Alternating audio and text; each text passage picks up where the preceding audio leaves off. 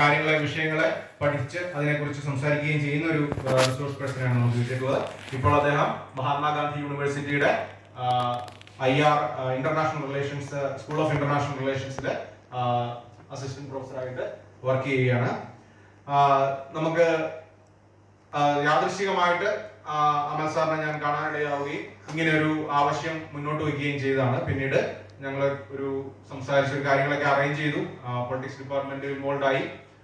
അങ്ങനെ വന്നപ്പോൾ ഇടയ്ക്ക് ഞങ്ങളൊരു ജൂണിൽ തന്നെ ഈ പ്രോഗ്രാം വെച്ചിരുന്നതാണ്. പക്ഷെ അന്ന് മഴ അവധി വന്ന് മുന്നോട്ട് പോയി.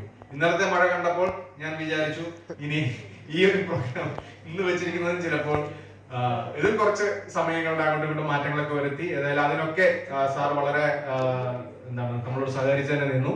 സാറിനെ നമ്മളുടെ എല്ലാവരുടെയും പേരിൽ ഈ കോളേജിലേക്ക് ഹാർദമായ സ്വാഗതം ആശംസിക്കുന്നു. രണ്ടു വാക്കുകൾ സംസാരിക്കാനായിട്ട് പ്രിൻസിപ്പലിനെ ക്ഷണിക്കുന്നു.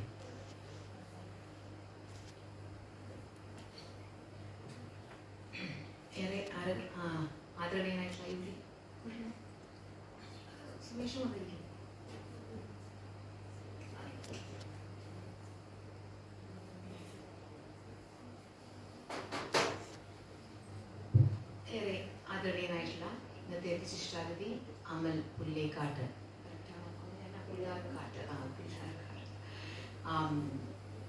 അതുപോലെ IQAC-യുടെ കോർഡിനേറ്ററും ഇവിടുത്തെ കെമിസ്ട്രി വിഭാഗം അധ്യാപകനുമായിട്ടുള്ള ഹരിനാരായണൻ സാറ്, പൊളിറ്റിക്സ് വിഭാഗത്തിലെ അധ്യക്ഷനായിട്ടുള്ള സുമേഷ് സാറ്, പ്രിയപ്പെട്ട അധ്യാപകരെ, സ്നേഹം നിറഞ്ഞ വിദ്യാർത്ഥിനികളെ, സ്വാഗത പ്രാസംഗികൻ നമുക്ക് സാറിനെ പരിചയപ്പെടുത്തിയെങ്കിലും നമ്മുടെ വിഷയത്തെക്കുറിച്ച് വിശദമായ ഒരു പരിചയപ്പെടുത്തൽ ഉണ്ടായില്ല എന്നൊരു തോന്നുന്നു. കാരണം എനിക്കത് അറിയില്ല, അതുകൊണ്ടും കൂടിയാണ് ഞാനത് പ്രത്യേകം ശ്രദ്ധിച്ചതെങ്കിൽ അത് ഞാൻ ഓർക്കുന്നുണ്ടായിരുന്നില്ല. പക്ഷേ എൻ്റെ ഒരു അറിവിൽ വെച്ചിട്ട് ഞാൻ മനസ്സിലാക്കുന്നത് ഹ്യൂമൻ റൈറ്റ്സിനെ സംബന്ധിക്കുന്നതാണ്, അതോ ഹ്യൂമൻ വാല്യൂസിനെ സംബന്ധിക്കുന്നത്, രണ്ടും കൂടെ ചേർന്ന് അല്ലെ, ഹ്യൂമൻ റൈറ്റ്സ് ആൻഡ് ഹ്യൂമൻ വാല്യൂസിനെ സംബന്ധിക്കുന്ന ഒരു വിഷയമാണ് നമ്മളിവിടെ ചർച്ചയ്ക്ക് എടുത്തിട്ടുള്ളത്. The erosion of human values, അതിൽ തന്നെയും പ്രത്യേകിച്ചും റഷ്യൻ യുക്രൈൻ യുദ്ധത്തെ മുൻനിർത്തിയാണ് ഇന്നത്തെ ചർച്ച അദ്ദേഹം തുടങ്ങി നിൽക്കുന്നത്. ഇതിലുള്ള ഒരു വലിയ ഗുണം എന്ന് പറഞ്ഞു കഴിഞ്ഞാൽ നമുക്ക് ഏറ്റവും മികച്ച ഒരാളെയാണ് കിട്ടിയിരിക്കുന്നത് എന്നുള്ളതാണ്. അമലിനെ പറ്റി സാറ് പരിചയപ്പെടുത്തിയപ്പോൾ എനിക്ക് അദ്ദേഹത്തെ ശ്രീലക്ഷ്മി ആകുന്നതിന് മുമ്പ് തന്നെ അറിയാം. ശ്രീലക്ഷ്മിയുടെ പേരും പെരുമയും നമ്മുടെ കോളേജിലേക്ക് വീശി അടിക്കുന്നതിന് മുമ്പ് തന്നെ അതിനേക്കാളും തീവ്രമായി വലിയൊരു വിശാല കൊടുങ്കാറ്റ് പോലെയാണ് അമൽ നമ്മുടെ MG യൂണിവേഴ്സിറ്റിയിൽ തിളങ്ങി നിൽക്കുന്നത്. നിങ്ങൾക്ക് അറിയാമോ എന്ന് എനിക്കറിയില്ല. ഇവിടുത്തെ അധ്യാപകർക്ക് ഒരു പക്ഷേ അറിയാമായിരിക്കും. ഇന്റർനാഷണൽ റിലേഷൻസുമായി ബന്ധപ്പെട്ട് നിൽക്കുന്നവർക്ക് കേരളത്തിൽ ക്യാമ്പസിലെ മിന്നും താരമാണ് അദ്ദേഹമെന്നും ഇദ്ദേഹത്തിന്റെ കൃതികളും ലേഖനങ്ങളും സംസാരവും പ്രഭാഷണവും ഫോറെവർ സ്ട്രൈവിംഗ് ആയിട്ടുള്ള വ്യക്തിയാണ്. അതായത് വെറുതെ ഇരിക്കുന്നില്ല. നമ്മൾ ജോലി കിട്ടിയാൽ പിന്നെ അടുത്ത ലീവ്, ക്യാഷ് ലീവ് എന്ന് എടുക്കണം, കമ്പ്യൂട്ടർ ലീവ് എന്ന് എടുക്കണം എന്ന് ചിന്തിച്ചിരിക്കുമ്പോൾ അദ്ദേഹം ജോലി കിട്ടിയിട്ട് വേണം എനിക്ക് മുമ്പത്തെക്കാട്ടിലും ശക്തമായി ജോലി ചെയ്യാമെന്ന് വിചാരിക്കുന്ന ഒരു വ്യക്തി തന്നെയാണ്. അതുകൊണ്ടാണ് എനിക്ക് വലിയ അത്ഭുതം തോന്നുന്നത് ഈ കോളേജിലേക്ക് ഇങ്ങനൊരു നമ്മൾ കൊടുക്കുന്ന സമയം സ്ലോട്ടിലേക്ക് വരാൻ അദ്ദേഹം സമയം കണ്ടെത്തുന്നുണ്ടല്ലോ എന്ന്. അപ്പോൾ എനിക്കൊരു പോരായ്മയും ഒപ്പം ഒരു വിഷമവും തോന്നുന്നത് ഇത്രയും ഓഡിയൻസ് കുട്ടി വിദ്യാർത്ഥികൾ പോരാ എന്നുള്ളൊരു കുറവും എനിക്ക് തോന്നുന്നുണ്ട്. പക്ഷേ അത് നികത്താൻ വേണ്ടി അധ്യാപകർ ധാരാളം ഇവിടെ എത്തിയിട്ടുണ്ട് എന്നുള്ളതാണ്. തീർച്ചയായും ഇരു കൂട്ടർക്കും ഒരുപോലെ പ്രയോജനം ചേർന്നാണ്. പൊളിറ്റിക്സ് സംബന്ധിച്ചോളം വലിയൊരു ഗ്രൂപ്പും കൂടിയാണ് പൊളിറ്റിക്സ്. വലിയ 60-55 ഒക്കെയുള്ള സ്റ്റുഡൻസിന്റെ സ്ട്രെങ്ത് ആണ്. സാറിന്റെ ഫസ്റ്റ് ഇയേഴ്സ് ആയിരിക്കും ആ കൂടുതലും ഉണ്ടാവുമെന്ന് ഞാൻ വിചാരിക്കുന്നു. എന്തായാലും നമ്മുടെ വിഷയം എന്ന് പറയുന്നത് രസകരമായ ഒരു വിഷയമാണ്. യുദ്ധത്തെ പറ്റിയിട്ടാണല്ലോ ചർച്ച. യുക്രൈൻ ആണ് ഒരു സ്പെസിഫിക് ആയിട്ടുള്ള ഇൻസ്റ്റൻസ് ആണെങ്കിൽ യുദ്ധത്തെ കുറിച്ച് ആയതുകൊണ്ട് തന്നെ ഞാൻ വിചാരിക്കുന്നത് പിന്നെ ഈ കാലമുള്ള ഒരു സാധനം തന്നെയാണ് യുദ്ധം എന്ന് പറയുന്നത്. അപ്പോൾ നമുക്ക് പുറകോട്ട് പോയാൽ ഹിസ്റ്ററിന്ന് ഫാക്ട്സിന്ന് പുറകോട്ട് ഹിസ്റ്ററിന്ന് പുറകോട്ട് പോയി നമുക്ക് ഇതിഹാസങ്ങളിലേക്ക് പോകേണ്ടി വരും, മിത്തുകളിലേക്കൊക്കെ, എപ്പിക്സിലേക്കൊക്കെ പോകേണ്ടി വരും. സത്യമാണോ വ്യതിയാണോ അതോ ചെറിയ കഥയെ ഫാക്ടിനെ ഫിക്ഷനോട് മിക്സ് ചെയ്ത് പറയുന്ന കഥകളാണോ എന്നറിയില്ല. എന്തായാലും ആദ്യത്തെ കാലഘട്ടങ്ങളിലെ കഥകൾ നോക്കുകയാണെങ്കിൽ എനിക്ക് തോന്നുന്നത് വലിയ സന്തോഷം തോന്നുന്ന ഒരു കാര്യം വെച്ചാൽ സ്ത്രീകൾക്ക് വേണ്ടിയിട്ടാണ്. അന്ന് സ്ത്രീകൾക്ക് ഭയങ്കരമായിട്ടുള്ള വിലയുണ്ട്. ഇന്ന് സ്ത്രീക്ക് വേണ്ടി യുദ്ധം ഉണ്ടാവുമെന്ന് ഞാൻ വിചാരിക്കുന്നില്ല. പക്ഷേ അക്കാലത്തൊക്കെ ആദ്യത്തെ ഇതിഹാസങ്ങൾ പരിശോധിക്കുകയാണെങ്കിൽ സ്ത്രീക്ക് വേണ്ടിയിട്ടാണ് ഇതിഹാസങ്ങൾ കഥകൾ എഴുതിയിട്ടുള്ളത്. അപ്പോൾ സ്ത്രീയെ കിട്ടാൻ വേണ്ടിയിട്ടാണ് മോചിപ്പിക്കുന്ന വ്യാജേനയോ അല്ലെങ്കിൽ സ്വന്തമാക്കുന്ന എന്നുള്ള കാര്യത്തിലോ ഒക്കെ ആയിട്ടാണ് കഥ ഇതിഹാസങ്ങൾ ഉണ്ടായിട്ടുള്ളത്. അപ്പോൾ സ്ത്രീക്ക് വേണ്ടി യുദ്ധങ്ങളൊക്കെ നടന്ന കാലമുണ്ട്. സന്തോഷിക്കണോ വിഷമിക്കണോ നമ്മൾ അറിയില്ല. എങ്കിൽ കൂടി നമ്മുടെ ഇന്ത്യയുടെ അടുത്ത് തന്നെ നമുക്കറിയാം നമ്മുടെ രണ്ട് രാജ്യങ്ങൾ തമ്മിൽ ട്രോയയും അതുപോലെ ഗ്രീക്ക് രാജ്യവും തമ്മിൽ യുദ്ധം. കറക്റ്റാണോ ഞാൻ പറഞ്ഞത്? ഈയിടെ കറക്റ്റ് അല്ലേ? ഒഡീസി അല്ലല്ലോ. ഇവിടെ ഇംഗ്ലീഷ് അധ്യാപകർ കറക്റ്റ് ചെയ്യാനുള്ളതുകൊണ്ട് ഫാക്ട് ചെക്കിനുള്ളതുകൊണ്ട്. അപ്പോൾ അവിടെ ഹെലൻ ഓഫ് ട്രോയ്ക്ക് വേണ്ടിയിട്ടായിരുന്നു യുദ്ധം എന്ന് പറയുന്നത്. ഫേസ് ദാറ്റ് ലോഞ്ച്ഡ് 1000 ships എന്നാണ് അവരെ കുറിച്ച്, അവരുടെ സമുദ്രത്തെ കുറിച്ച് പറയുന്നത്. അപ്പോൾ ആദ്യത്തെ യുദ്ധം എന്ന് വേണമെങ്കിൽ അങ്ങനെ പറയുമ്പോൾ അക്കാലത്ത് ഗ്രീക്ക് യുദ്ധം ഉണ്ടായത്, ട്രോയ്ക്കെതിരെയുള്ള യുദ്ധം ഉണ്ടായത് ഇവർക്ക് വേണ്ടിയിട്ടായിരുന്നു. അല്ലെങ്കിൽ ട്രോയ് ഗ്രീക്കിന് വേണ്ടിയിട്ടുള്ള യുദ്ധം തുടങ്ങിയത് ഒരു പക്ഷേ ഹെലൻ ഓഫ് ട്രോയ്ക്ക് വേണ്ടിയിട്ടായിരുന്നു. നമ്മുടെ നാട്ടിലേക്ക് വന്നാൽ പോലും ഇവിടുത്തെ ഒരു എടുക്കുകയാണെങ്കിൽ, രാമായണം എടുക്കുകയാണെങ്കിൽ സീതയെ മോചിപ്പിക്കുവാൻ വേണ്ടിയിട്ടാണ് യുദ്ധം ഉണ്ടായതെന്ന് വേണമെങ്കിൽ പറയാം. അപ്പൊ ആദ്യകാലത്ത് അങ്ങനെയായിരുന്നു യുദ്ധം ഉണ്ടായത്. ഈ യുദ്ധത്തെ ആഘോഷിച്ച് പറയുക അല്ല. അപ്പൊ ഞാൻ നമ്മുടെ ചരിത്രബോധം, നിങ്ങൾ പഠിച്ച 10 വരെ പഠിച്ച ചരിത്രബോധത്തെ ഒന്നും കൂടി ഒന്ന്, കാരണം നമ്മളിതൊരു ബാക്ക്ഗ്രൗണ്ട് പോലെ ഒന്ന് വരാൻ വേണ്ടിയിട്ട് മാത്രം ഇങ്ങനെയാണ് ആ യുദ്ധം, പക്ഷെ എങ്ങനെ ഇരിക്കും എന്നത് അദ്ദേഹം പറയുമ്പോൾ നമുക്ക് കുറച്ചുകൂടി സൂക്ഷ്മമായി മനസ്സിലാക്കുമെന്നുള്ളത് കൊണ്ടാണ്. പിന്നീട് നമ്മൾ കണ്ടിട്ടുള്ള ചരിത്രം കറക്റ്റാണെങ്കിൽ ഹിസ്റ്ററി പഠിപ്പിക്കുന്ന അധ്യാപകരുടെ ഉണ്ട്, പൊളിറ്റിക്സ് ഉണ്ട്. പിന്നെ വന്നിട്ടുള്ളത് മതങ്ങളുടെ പേരിലുള്ള യുദ്ധങ്ങളാണ്. കുരിശ് യുദ്ധം എന്ന് പറയുന്ന യുദ്ധത്തിന്റെ ഒരു കുറേ നാൾ വർഷങ്ങളായിട്ടുള്ള നൂറ്റാണ്ടുകളോളം നടന്നൊരു യുദ്ധമാണ് ക്രൂസേഡ്സ് അല്ലെങ്കിൽ കുരിശ് യുദ്ധം. അതിനെ ഇങ്ങോട്ട് തുടർച്ചയായിട്ട് എവിടുന്ന് പടിഞ്ഞാറുന്ന് പിന്നെ ഗൾഫ് രാജ്യങ്ങളിലേക്ക്, അല്ലെങ്കിൽ ഇന്നിപ്പോൾ ഗൾഫ് എന്ന് പറയുന്ന രാജ്യങ്ങളിലേക്ക്, അല്ലെങ്കിൽ നമ്മുടെ ടർക്കി എന്നുള്ള കാര്യം ആ സ്ഥലങ്ങളിലേക്കൊക്കെ, മിഡ് വെസ്റ്റേൺ രാജ്യങ്ങളിലേക്കൊക്കെ, മിഡ് ഈസ്റ്റേൺ രാജ്യങ്ങളിലേക്കൊക്കെ വരുന്ന തരത്തിലുള്ള യുദ്ധം അക്കാലത്ത് കുറേ നൂറ്റാണ്ട് നിന്നിട്ടുള്ള യുദ്ധം. ചക്രവർത്തിമാർ പങ്കെടുക്കുന്നത്, എത്ര രാജ്യങ്ങൾ ചേർന്നാണ് പങ്കെടുക്കുന്നത്. അന്നൊന്നും അതിനെ ലോകമഹായുദ്ധം എന്നൊന്നും ആരും പിടിച്ചിരുന്നില്ല എന്നുള്ളത് വേണമെങ്കിൽ പറയാം. അത്രയും സമ്പൂർണ്ണമായിട്ടില്ലായതുകൊണ്ടായിരിക്കാം എന്തായാലും ഏറെക്കുറെ രാജ്യങ്ങൾ പങ്കെടുത്തിരുന്നു എന്ന് വേണമെങ്കിൽ പറയാം.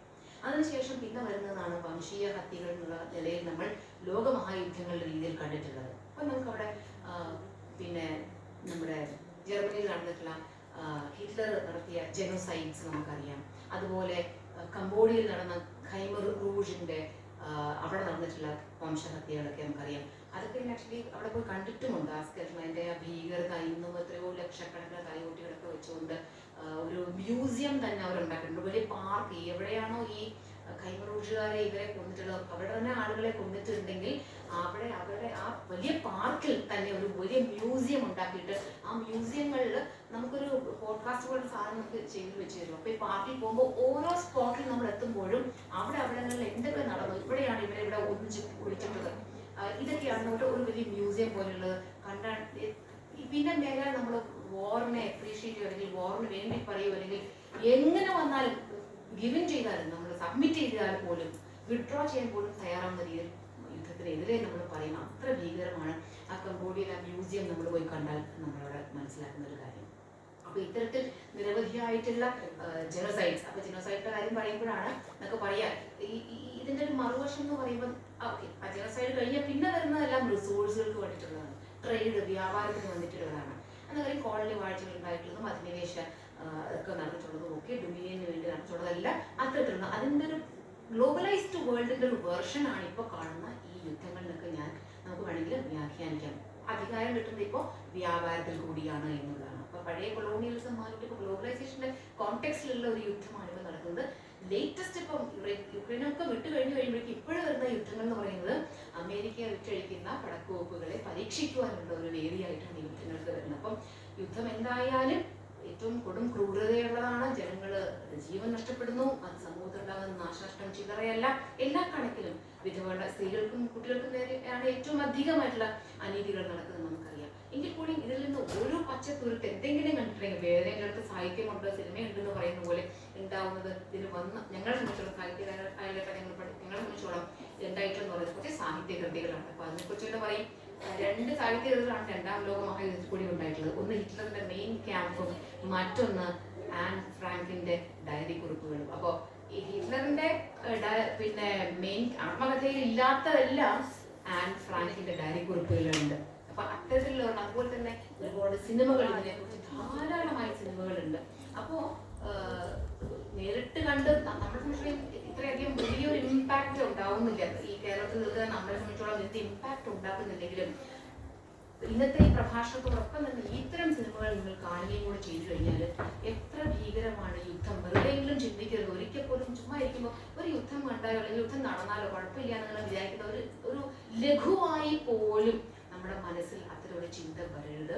അപ്പോൾ ഇതിനൊരു വെറും ഒരു നിങ്ങൾ നിങ്ങളെ ഒന്ന് ജസ്റ്റ് ഒന്ന് ഓടിച്ചൊന്ന് വീക്ഷിപ്പിച്ചെന്ന് മാത്രമേ ഉള്ളൂ ഇക്കാലത്ത് നമ്മുടെ നാട്ടിൽ നടന്ന യുദ്ധങ്ങളുടെ കാലങ്ങളായിട്ട്. എന്നിട്ടും ഇന്നും യുദ്ധവെറി, പിന്നെ യുദ്ധത്തിനോടുള്ള കൊതി, ഇതൊന്നും ഇന്നും ആർക്കും തീർന്നിട്ടില്ല. കാരണം ട്രംപിനെ പോലുള്ള ഇത്രത്തോളം കാലം ഇത് വീണ്ടും വീണ്ടും ഉണ്ടായിക്കൊണ്ടേയിരിക്കും.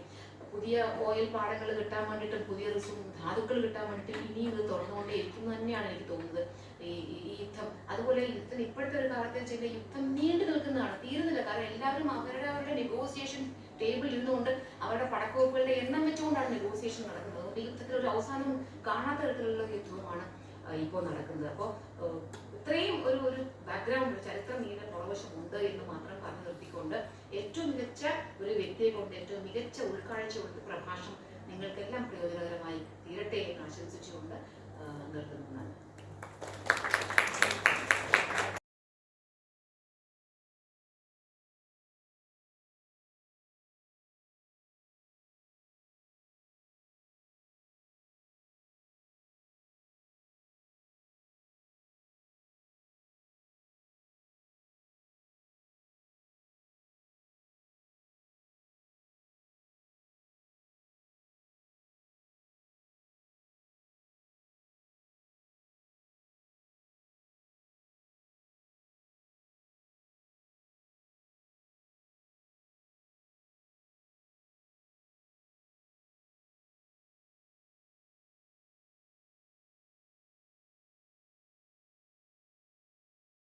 വിമർശനം പൊതുവിൽ മലയാളികൾ നേരിടാറുണ്ട്. അപ്പോൾ നമ്മളുടെ ഇന്നത്തെ വിഷയം മാനുഷിക മൂല്യങ്ങളുടെ തകർച്ച എന്ന ഒരു വിഷയത്തെ കേന്ദ്രീകരിച്ചിട്ടാണ്. സ്വാഭാവികമായും യുദ്ധം അത് എന്ത് കാരണത്തിന്റെ പേരിലായാലും മാനുഷിക മൂല്യങ്ങളുടെ ഒരു തകർച്ചയാണ് യുദ്ധത്തിന്റെ സമയത്ത് സംഭവിക്കുന്നത്. അതിൽ നിന്ന് ഇന്ത്യ പാകിസ്ഥാൻ യുദ്ധമോ യുക്രൈൻ യുദ്ധമോ ഇസ്രായേൽ പലസ്തീൻ യുദ്ധമോ ഒന്നും തന്നെ വ്യത്യസ്തമല്ല.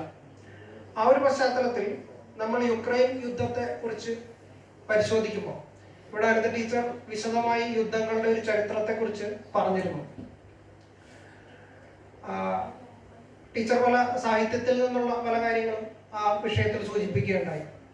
അപ്പോൾ ഒരു അമേരിക്കൻ കൾച്ചറൽ സ്റ്റഡീസിന്റെ എക്സ്പെർട്ടായിട്ടുള്ള ഫെഡറിക് ജെയിംസൺ അദ്ദേഹത്തിന്റെ 1981 പുറത്തിറങ്ങിയ വർക്കിലാണ് അദ്ദേഹം ഓൾവേസ് ഹിസ്റ്റോറിസൈസ് എന്ന ഒരു വാചകം ഉപയോഗിക്കുന്നത്. നിരന്തരം ചരിത്രവത്കരിക്കുക എന്ന് നമുക്ക് മലയാളത്തിൽ പറയാം. അപ്പോ ഇപ്പോൾ 2022 മുതൽ ആണ് ഈ ഒരു ഒഫീഷ്യലി ഔദ്യോഗികമായിട്ട് റഷ്യ യുക്രൈൻ യുദ്ധം തുടങ്ങിയിരിക്കുന്നത്. എന്നാൽ അതിന്റെ വേരുകൾ അവിടെയല്ല. അതൊരു പെട്ടെന്നുണ്ടായ ഒരു കാരണം മൂലം വന്നിട്ടുള്ള ഒരു യുദ്ധമല്ല. അപ്പൊ അതിന്റെ വേരുകളിലേക്ക് നമ്മൾ ഇറങ്ങി ചെല്ലുമ്പോൾ ഫെഡറിക് ജെയിംസൺ പറഞ്ഞതുപോലെ അതിന്റെ ചരിത്രത്തെ നമ്മൾക്ക് സ്വാഭാവികമായിട്ടും പരിശോധിക്കേണ്ടി വരും. അപ്പോൾ ആദ്യകാല ചരിത്രത്തിലേക്ക് തന്നെ നമുക്ക് കടന്നു ചെല്ലേണ്ടി വരും. ഇപ്പോൾ റഷ്യയുടെ ഒരു ചരിത്രം അല്ലെങ്കിൽ ഈ പറയുന്ന ഒരു യൂറേഷ്യൻ ഹിസ്റ്ററി, യൂറേഷ്യൻ റീജിയൻ എന്ന് പൊതുവിൽ വിശേഷിപ്പിക്കുന്ന ഒരു ഭൂപ്രദേശം പഴയ സോവിയറ്റ് യൂണിയന്റെ ഭാഗമായിരുന്നതോ അല്ലെങ്കിൽ പഴയ റഷ്യൻ എംപയറിന്റെ ഭാഗമായിരുന്നതോ ആയിട്ടുള്ള പ്രദേശങ്ങളാണ്. അന്ന് ഇന്നത്തെ പോലെ ഒരു തരത്തിലുള്ള രാജ്യത്തിന്റെ അതിർത്തികളോ അല്ലെങ്കിൽ ഇന്നത്തെ പോലെ ഒരു ഭൂപടമേ അല്ല അന്ന് നിലനിന്നിരുന്നത്. ഈ ഭൂപടം വരുന്നത് സ്വാഭാവികമായിട്ടും സോവിയറ്റ് യൂണിയന്റെ ഉദയത്തിന് ശേഷം ആണ്. 1917 റഷ്യൻ വിപ്ലവം നടക്കുകയും 1922 സോവിയറ്റ് യൂണിയന്റെ രൂപീകരണം നടക്കുകയും ചെയ്യുന്നത്.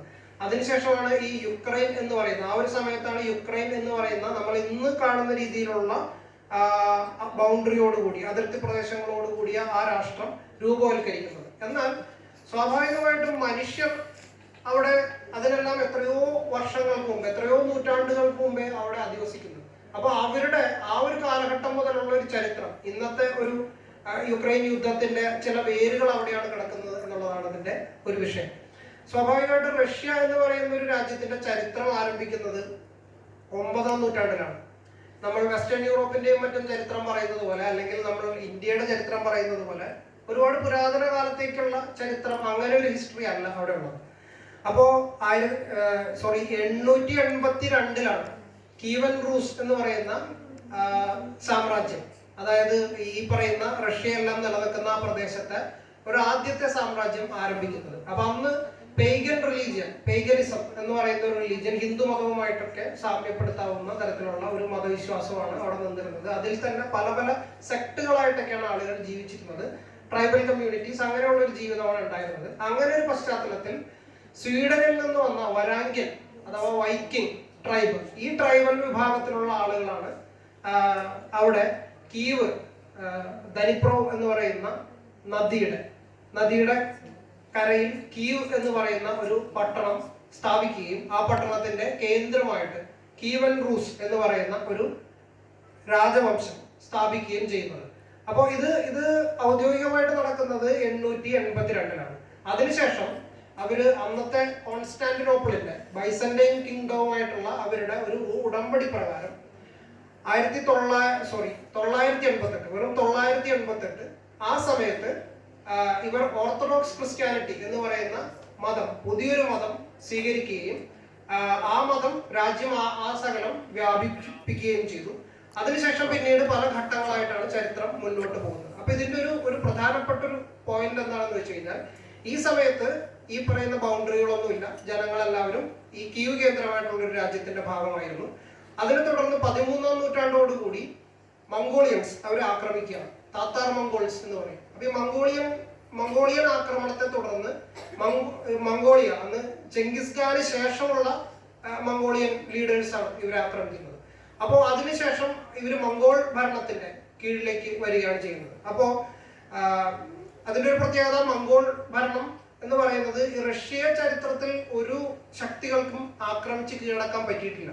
നമ്മളൊരു ചരിത്രം പരിശോധിക്കുമ്പോൾ റഷ്യ ആക്രമിച്ച പ്രമുഖർ പലരാണ്. നെപ്പോളിയൻ ചക്രവർത്തി റഷ്യ ആക്രമിച്ചു, അദ്ദേഹം പരാജയപ്പെടുകയാണ് ചെയ്തത്. അന്ന് റഷ്യ ഫ്രാൻസിനെ താരതമ്യം ചെയ്യുമ്പോൾ വളരെ ചെറിയൊരു ശക്തിയാണ്. പക്ഷെ റഷ്യയെ ആക്രമിച്ച് കീഴടക്കാൻ കഴിഞ്ഞിട്ടില്ല. അതിനുശേഷം 2-ാം ലോക മഹായുദ്ധകാലത്ത് ഹിറ്റ്ലർ റഷ്യ ആക്രമിച്ചു. അന്ന് ഹിറ്റ്ലർ വലിയ ശക്തിയാണ്. സോവിയറ്റ് യൂണിയന്റെ ഒരു തുടക്കം മാത്രമേ ആവുന്നുള്ളൂ. രാഷ്ട്രം രൂപീകരിച്ച് ഏതാനും ചില വർഷങ്ങളെ പിന്നിട്ടിട്ടുള്ളൂ. പക്ഷെ ആ ആക്രമണത്തിലും അന്ന് വലിയ ശക്തിയായിരുന്ന ജർമ്മനി പരാജയപ്പെടുകയാണ് ചെയ്യുന്നത്.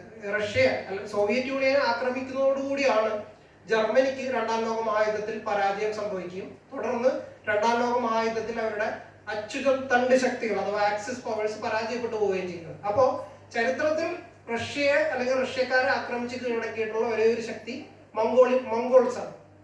അപ്പോ മംഗോൾസിന്റെ ഒരു കാലഘട്ടം വരുന്നതോടുകൂടി കീവൻ റൂസിന്റെ ഒരു തകർച്ച സംഭവിക്കുകയും തുടർന്ന് ഒരു 2 നൂറ്റാണ്ട് കാലം മംഗോൾ ഭരണത്തിന് കീഴിലായിട്ട് വരികയും ചെയ്തു. അപ്പോ മംഗോൾസിന്റെ ഒരു പ്രത്യേകത എന്താണെന്ന് വെച്ചാൽ, അവർ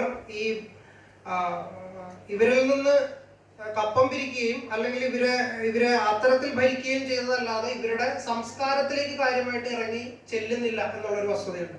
മറ്റു പല അധിനിവേശ ശക്തികളെയും നമ്മൾ ശ്രദ്ധിച്ചു കഴിഞ്ഞാൽ അവർ എവിടെയാണോ അവർ കീഴടക്കുന്നത് അവിടുത്തെ ജനതയുടെ മുഴുവൻ സാംസ്കാരികതയും അവർ കയ്യേറ്റം ചെയ്യുന്നതായിട്ടോ മാറ്റിമറിക്കുന്നതോ ഒക്കെ ആയിട്ട് കാണാൻ കഴിയും. പക്ഷെ മംഗോൾസ് അങ്ങനെയുള്ള കാര്യങ്ങളൊന്നും അവർ ശ്രദ്ധ ചെലുത്തിയില്ല എന്നുള്ളതാണ്.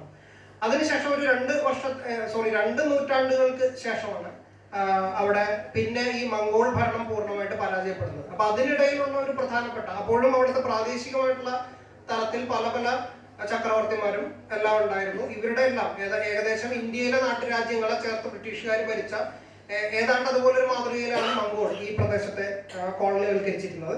അപ്പോ അന്ന് ഈ നവഗോരത് എന്ന് പറയുന്ന ഒരു പട്ടണം കേന്ദ്രീകരിച്ചിട്ടുള്ള അലക്സാണ്ടർ നെവ്സ്കി എന്ന് പറയുന്ന ഒരു ചക്രവർത്തി, അദ്ദേഹത്തിന്റെ ഒരു കാലഘട്ടം വളരെ പ്രധാനപ്പെട്ടതാണ്. അദ്ദേഹമാണ് അന്നത്തെ ജർമ്മൻ ശക്തികളായിട്ടുള്ള ട്യൂട്ടോണിക് നൈറ്റ്സ് എന്ന് പറയുന്ന ജർമ്മൻ ശക്തികളെ ആക്രമിച്ച് പരാജയപ്പെടുത്തുന്നതല്ല. ഈ ട്യൂട്ടോണിക് നൈറ്റ്സിനെ അലക്സാണ്ടർ നെവ്സ്കി 13-ാം നൂറ്റാണ്ടിൽ ആക്രമിച്ച് തോൽപ്പിക്കുന്നത് 1938 സോവിയറ്റ് യൂണിയന്റെ കാലത്ത്, സ്റ്റാലിന്റെ കാലത്ത് അതൊരു ചലച്ചിത്രമായിട്ട് സെർഗേ ഐസൻസ്റ്റൈൻ എന്ന് പറയുന്ന വിഖ്യാത ചലച്ചിത്ര സംവിധായകന്റെ നേതൃത്വത്തിൽ ഒരു ചലച്ചിത്രമായിട്ട് അവതരിപ്പിക്കുകയും അത് ആ സമയത്ത് ജർമ്മനി റഷ്യയെ ഏതാണ്ട് ആക്രമിക്കും എന്നുള്ള ഒരു സൂചന സോവിയറ്റ് യൂണിയന് മനസ്സിലാവുന്ന ഒരു ഘട്ടത്തിലാണ് ജർമ്മനിക്കെതിരായിട്ടുള്ള ഒരു ദേശീയ വികാരം പഴയ ചരിത്രത്തിൽ നിന്ന് ഉൾക്കൊണ്ടുകൊണ്ട് ആവിഷ്കരിക്കുന്ന ഒരു രീതിയിലേക്ക് ഈ അലക്സാണ്ടർ നെവ്സ്കി ജർമ്മൻ ട്യൂട്ടോണിക് നൈറ്റ്സിനെ തോൽപ്പിച്ച ആ ഒരു സംഭവം ഒരു സിനിമയായിട്ട് അവർ ചിത്രീകരിക്കുന്നത്.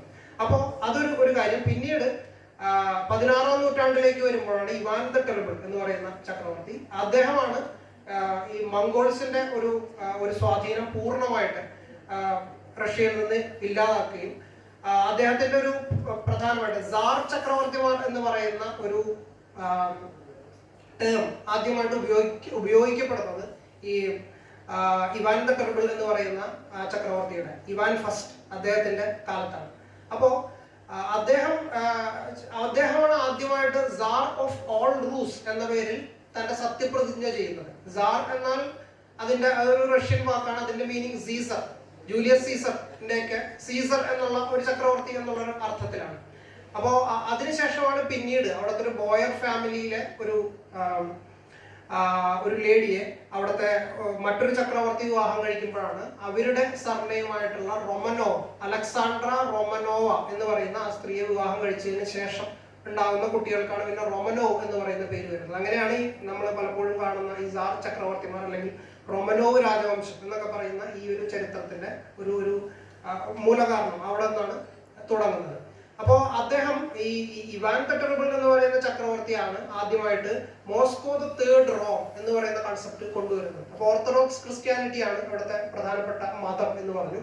അപ്പോൾ ഓർത്തഡോക്സ് ക്രിസ്ത്യാനിറ്റി എന്ന് പറയുന്ന മതം അന്ന് കീവൻ റൂസിലേക്ക് അഡോപ്റ്റ് ചെയ്യുന്നതിന് പ്രധാനപ്പെട്ട പല കാരണങ്ങളുണ്ട്. കാരണം ഈ ഓർത്തഡോക്സ് ഈ പേഗൻ റിലീജിയൻ അതിന്റെ പല സെക്ടുകളായിട്ട് തിരിഞ്ഞ് ഇങ്ങനെ നിൽക്കുന്ന സമയത്ത് പലപ്പോഴും ചക്രവർത്തിക്ക് നേരിട്ട് ജനങ്ങളിലേക്ക് എത്തിച്ചെല്ലാനായിട്ടുള്ള പല പരിമിതികളും അതുമൂലം സംഭവിക്കുന്നുണ്ട്. അപ്പോൾ ഒരു വളരെ യൂണിഫൈഡ് ആയിട്ടുള്ള ഒരു സെമറ്റിക് ശൈലിയിലുള്ള ഒരു റിലീജിയൻ വരുന്നതോടുകൂടി ആ റിലീജിയന്റെ സ്വാഭാവികമായിട്ട് അറിയാമല്ലോ, മതത്തിന്റെ പ്രതിപുരുഷനായിട്ടാണ് എല്ലാ രാജ്യങ്ങളിലും രാജാക്കന്മാർ ഭരിച്ചിട്ടുള്ളത്.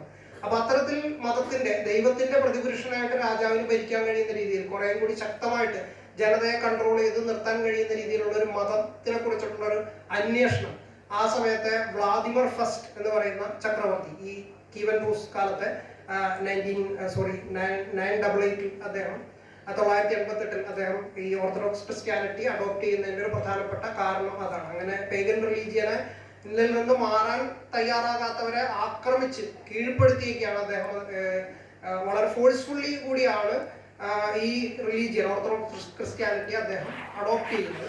അപ്പോൾ അത് പലപ്പോഴും ഈ മതത്തിന്റെ ചരിത്രത്തിൽ അങ്ങനെയുള്ള സംഭവങ്ങളൊന്നും വരാറില്ല. അത് അക്കാഡമിക് ചരിത്രത്തിന്റെ ഭാഗമായിട്ടേ വരാറുള്ളൂ. മതത്തിന്റെ ചരിത്രത്തിൽ സ്വാഭാവികമായിട്ടും വലിയ വലിയ അത്ഭുതങ്ങൾ കാണിച്ചുകൊണ്ടും ആളുകളുടെ മനസ്സിനെ പല രീതിയിൽ സ്വാധീനിച്ചുകൊണ്ടും പലരുടെ രോഗം മാറ്റി അല്ലെങ്കിൽ പലതരത്തിലുള്ള അത്ഭുതങ്ങൾ മാറ്റി അങ്ങനെയുള്ള സെയിൻസ് പുണ്യാളന്മാരായിട്ടുള്ള ആളുകൾ ഉണ്ടാവുന്നു, അവരിലൂടെ മതം പ്രചരിക്കുന്നു, അങ്ങനെ ഒരു രീതിയിലാണ്.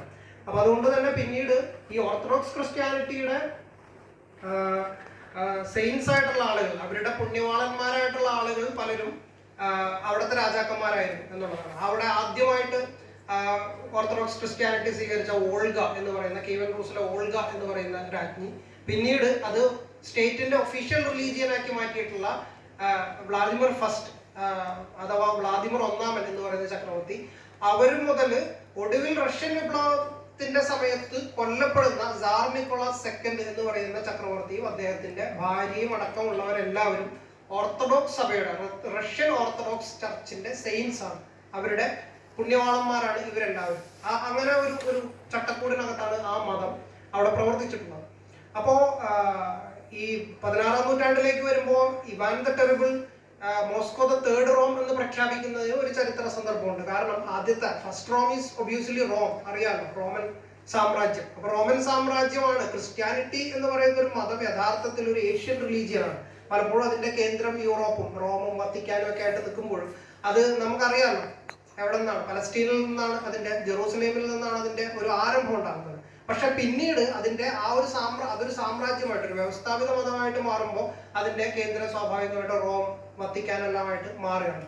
അപ്പോൾ റോമൻ സാമ്രാജ്യം ഈ പറയുന്ന ആദ്യകാലത്തെ ക്രിസ്ത്യാനിറ്റിയുടെ ഏറ്റവും വലിയ സാമ്രാജ്യമായിട്ട് നിലനിൽക്കുകയും പിന്നീട് ഒരു ചരിത്രഘട്ടത്തിൽ റോമ സാമ്രാജ്യം തകരുകയും അതിനെ തുടർന്ന് പിന്നീട് ഉയർന്നു വരുന്നത് കോൺസ്റ്റാന്റിനോപ്പിൾ ആണ്. കോൺസ്റ്റാന്റിനോപ്പിൾ എന്ന് പറയുന്നത് ടർക്കി എന്ന് പറയുന്ന രാജ്യത്ത് ഇസ്താംബുളിനെ കേന്ദ്രീകരിച്ചിട്ടാണ്. ഇസ്താംബുളാണ് ഈ കോൺസ്റ്റാന്റിനോപ്പിൾ എന്ന് പറയുന്ന കിങ് കോൺസ്റ്റന്റൈൻ അദ്ദേഹത്തിന്റെ സ്വന്തം പേരിൽ ഒരു നഗരം സൃഷ്ടിക്കണം എന്ന താല്പര്യത്തിന്റെ അടിസ്ഥാനത്തിലാണ് കോൺസ്റ്റാന്റിനോപ്പിൾ എന്ന പേര് കൊടുത്തിട്ട് ഈ നഗരം സൃഷ്ടിക്കുന്നത്. അപ്പോൾ അതാണ് സെക്കൻഡ് റോം ആയിട്ട് അറിയപ്പെടുന്നത്.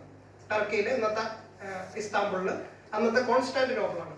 പിന്നീട് ടർക്കിയുടെ ആകെ ചരിത്രം മാറി, സാംസ്കാരികത എല്ലാം മാറി. ഇന്ന് ടർക്കി ഒരു മുസ്ലിം ഭൂരിപക്ഷ രാജ്യമാണ് എന്നുള്ള കാര്യം നമുക്കറിയാമല്ലോ. അപ്പൊ പിന്നീട് ഏതാണ്ട് ഒരു 13-14 നൂറ്റാണ്ടുകളോടുകൂടി ഈ പറയുന്ന കോൺസ്റ്റാന്റിനോപ്പിളും തകരുകയാണ്. അപ്പൊ അത് സെക്കൻഡ് റോം എന്ന് പറയുന്ന കൺസെപ്റ്റ് അവിടെ അവസാനിച്ചു. ആ സമയത്താണ് 16-ാം നൂറ്റാണ്ടിൽ നിന്നുകൊണ്ട് ഇവാൻ ദ ടെറിബിൾ എന്ന് പറയുന്ന റഷ്യൻ ചക്രവർത്തി ഇനി അടുത്ത റോം എന്ന് പറയുന്നത് മോസ്കോ ദ തേർഡ് റോം എന്ന് പറയുന്ന കൺസെപ്റ്റ് അദ്ദേഹം പ്രഖ്യാപിക്കുന്നത്. അത്തരത്തിൽ ദൈവത്തിന്റെയും മതത്തിന്റെയും എല്ലാവരും പ്രതിപുരുഷനായിട്ടാണ് പിന്നീട് അദ്ദേഹം ഭരിക്കുന്നത്. തുടർന്നുള്ള ചക്രവർത്തിമാരും അങ്ങനെ തന്നെയാണ്. അപ്പൊ പിന്നീട് വരുന്ന ഈ ഓർത്തഡോക്സ് ചർച്ച്, ഈ ഒരു ഈസ്റ്റേൺ യൂറോപ്യൻ അല്ലെങ്കിൽ ഈ യൂറേഷ്യൻ ഭൂമികയിലുള്ള ഈ ഓർത്തഡോക്സ് ചർച്ച് എല്ലാം ഈ മോസ്കോ പാട്രിയാർക്കേറ്റിന്റെ കീഴിലാണ് വരുന്നത്. അപ്പോൾ അങ്ങനെയുള്ള ഒരു സവിശേഷമായിട്ടുള്ള ഒരു ചരിത്രമാണ് 1917 ഒക്ടോബർ എന്ന് പറയുന്ന റഷ്യൻ പഴയ കലണ്ടർ ആയതുകൊണ്ടാണ് ഒക്ടോബർ വിപ്ലവം എന്ന് പറയുന്നത്. പക്ഷെ യഥാർത്ഥത്തിൽ അതിപ്പോ നമ്മൾ ഉപയോഗിക്കുന്ന പുതിയ കലണ്ടർ പ്രകാരം അത് നവംബർ 7-നാണ് സംഭവിക്കുന്നത്. റഷ്യൻ വിപ്ലവത്തിന്റെ ഒഫീഷ്യൽ നടക്കുന്നത് 1917 നവംബർ 7-നാണ്. അങ്ങനെ നവംബർ 7-ന് റഷ്യൻ വിപ്ലവം നടക്കുകയും തുടർന്ന് ഒരു സിവിൽ വാറാണ് പിന്നെ രാജ്യത്ത് നടക്കുന്നത്. സിവിൽ വാർ, അന്നത്തെ വാർ കമ്മ്യൂണിസം എന്ന് പറയുന്ന ഒരു പ്ലാനിങ് മെക്കാനിസം. അതിനുശേഷം 1921 Soviet union new economic policy എന്ന് പറയുന്നത് അടുത്ത നാഷണൽ പ്ലാനിങ് കൊണ്ടുവരുന്നു. ഇതിന്റെ എല്ലാം ശേഷം സിവിൽ വാറിന്റെ ഒരു അവസാനത്തോടുകൂടി 21 വരെ 17 മുതൽ 21 വരെയുള്ള റെഡ് ആർമിയും വൈറ്റ് ആർമിയും തമ്മിലുള്ള, വൈറ്റ് ആർമി എന്ന് പറയുന്ന അവിടുത്തെ പ്രഭുത്വത്തെയും അതുപോലെ തന്നെ പുറത്തുനിന്ന് അമേരിക്ക അടക്കമുള്ള അവിടെ ഇടപെടാൻ ശ്രമിച്ച മുതലാളിത്ത സാമ്രാജ്യത്വ ശക്തികളുടെ എല്ലാം പ്രതിനിധികളായിട്ട് ബോൾഷെവിക്കുകളോട് സമരം ചെയ്ത ആളുകളാണ് വൈറ്റ് ആർമി എന്നുള്ളത് കൊണ്ട് സൂചിപ്പിക്കുന്നത്. റെഡ് ആർമി സ്വാഭാവികമായിട്ടും ബോൾഷെവിക്കുകളുടെ സേനയായിരുന്നു. ഇവരുടെ ഈ ആഭ്യന്തര കലാപം അവസാനിക്കുന്നത് 1921-ലാണ്. അങ്ങനെ ആ പശ്ചാത്തലത്തിൽ 1922-ലാണ് സോവിയറ്റ് യൂണിയൻ എന്ന് പറയുന്ന പുതിയ ഒരു രാഷ്ട്രം ഔദ്യോഗികമായിട്ട് ഉദയം ചെയ്യുന്നത്. അപ്പോഴാണ് യുക്രൈൻ എന്ന ഇന്നത്തെ ഒരു രാഷ്ട്രവും രൂപീകരിക്കപ്പെടുന്നത്. അപ്പോ മുമ്പ് യുക്രൈൻ ഉണ്ടായിരുന്നില്ല എന്ന് ചോദിച്ചാൽ സ്വാഭാവികമായിട്ടും ഉണ്ടായിരുന്നു. പക്ഷെ ഇന്ന് കാണുന്ന ഒരു ബൗണ്ടറികളെ ആയിരുന്നില്ല. കാരണം യുക്രൈൻ ചരിത്രത്തിന്റെ പല ഘട്ടങ്ങളിൽ ഇപ്പോൾ റഷ്യൻ സാമ്രാജ്യത്തിന്റെ ഭാഗമായിട്ടുള്ള ഒരു പ്രദേശമായിരുന്നു യുക്രൈൻ എന്ന് പറയുന്നത്. ആ യുക്രൈനിന്റെ തന്നെ കിഴക്കൻ പ്രദേശങ്ങളിലെല്ലാം അവിടെ ഭൂരിപക്ഷം അധിവസിക്കുന്നത് റഷ്യൻ സാംസ്കാരിക ജനവിഭാഗമാണ്. ഇപ്പോ നമ്മളിപ്പോ കേരളം തന്നെ എടുത്തു നോക്കിക്കഴിഞ്ഞാൽ കേരളത്തിൽ ഇപ്പൊ നമ്മൾ ഇടുക്കി ജില്ലയിലെ മൂന്നാർ ഭാഗത്തേക്കൊക്കെ പോകുമ്പോൾ അവിടെ തമിഴ് സാംസ്കാരിക ജനതയാണ് അവിടെ അധിവസിക്കുന്നത്. അല്ലെങ്കിൽ പാലക്കാടിലെ ചിറ്റൂരിൽ നമ്മൾ നോക്കിക്കഴിഞ്ഞാൽ അവിടെ തമിഴ് സാംസ്കാരിക ജനതയാണ്. അത് കാസർഗോഡേക്ക് പോകുമ്പോൾ അത് കർണാടകയുമായിട്ട് ബന്ധപ്പെട്ടിട്ടുള്ള ഒരു സാംസ്കാരികത അവിടെ വരുന്നു എന്ന പോലൊരു അർത്ഥത്തിൽ തന്നെയാണ് ഇതുള്ളത്. യുക്രൈന്റെ കിഴക്കൻ ഭാഗങ്ങളിൽ അധിവസിക്കുന്ന ജനത എന്ന് പറയുന്നത് അവർ റഷ്യൻ സാംസ്കാരിക ന്യൂനപക്ഷ ജനവിഭാഗമാണ് അവിടെ അധിവസിക്കുന്നത്.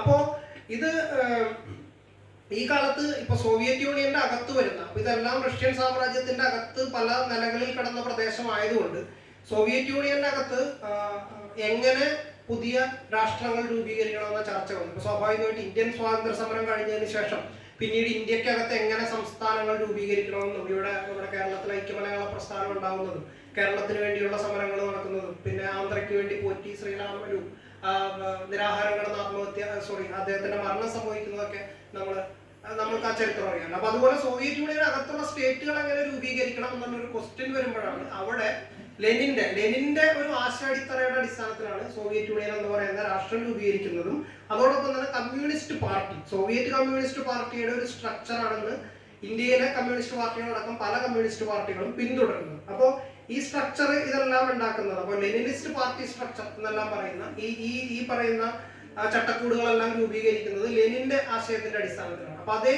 അടിസ്ഥാനത്തിൽ തന്നെ അന്ന് സെക്കൻഡ് ഇന്റർനാഷണൽ എന്ന് പറയുന്ന കമ്മ്യൂണിസ്റ്റ് ഇന്റർനാഷണലിന്റെ ഫസ്റ്റ് ഇന്റർനാഷണൽ 1964 കാൾ മാർക്സിന്റെയും ഫെഡറിക് ഏംഗൽസിന്റെ എല്ലാം നേതൃത്വത്തിൽ തുടങ്ങിയ ഏതാനും വർഷങ്ങൾക്ക് ശേഷം അതിന് പരാജയം സംഭവിക്കുക, അത് നിൽക്കുകയും അതിനുശേഷം 1889 അടുത്ത ഇന്റർനാഷണൽ ആരംഭിക്കുന്നത് ലെനിനും റോസ ലക്സംബർഗും ലിയോൺ ട്രോട്സ്കിയും അതുപോലെ തന്നെ ജർമ്മനിയിൽ നിന്നുള്ള കാൾ കൗട്സ്കി, എഡ്വേർഡ് ബേൺസ്റ്റീൻ എന്ന് പറഞ്ഞിട്ടുള്ള അന്നത്തെ കാലത്തെ സോഷ്യൽ ഡെമോക്രാറ്റിക് പാർട്ടികളുടെ എല്ലാം നേതൃത്വത്തിലാണ് ഈ സെക്കൻഡ് ഇന്റർനാഷണൽ ആരംഭിക്കുന്നത്. അപ്പൊ സെക്കൻഡ് ഇന്റർനാഷണലിൽ നടക്കുന്ന ഒരു പ്രധാനപ്പെട്ട സംവാദം ദേശീയതകളെ ചൊല്ലിയിട്ടുള്ള ഒരു സംവാദമാണ്. അപ്പോൾ ഈ ദേശീയതകളെ എങ്ങനെ കമ്മ്യൂണിസ്റ്റ് പാർട്ടികൾ അഭിസംബോധന ചെയ്യണം എന്ന ഒരു ചോദ്യമാണ് സ്വാഭാവികമായിട്ട് ഈ സെക്കൻഡ് ഇന്റർനാഷണലിന്റെ അകത്ത് വരുന്ന ഒരു പ്രധാനപ്പെട്ട ഒരു ക്വസ്റ്റ്യൻ. ആ ക്വസ്റ്റ്യന്റെ അടിസ്ഥാനത്തിൽ വലിയ സംവാദം നടക്കുന്നത് രണ്ട് കമ്മ്യൂണിസ്റ്റ് നേതാക്കൾ തമ്മിലാണ്. ഒരാള് വ്ളാഡിമിർ ലെനിനാണ്. രണ്ടാമത്തെ ആള് റോസ ലക്സംബർഗാണ്.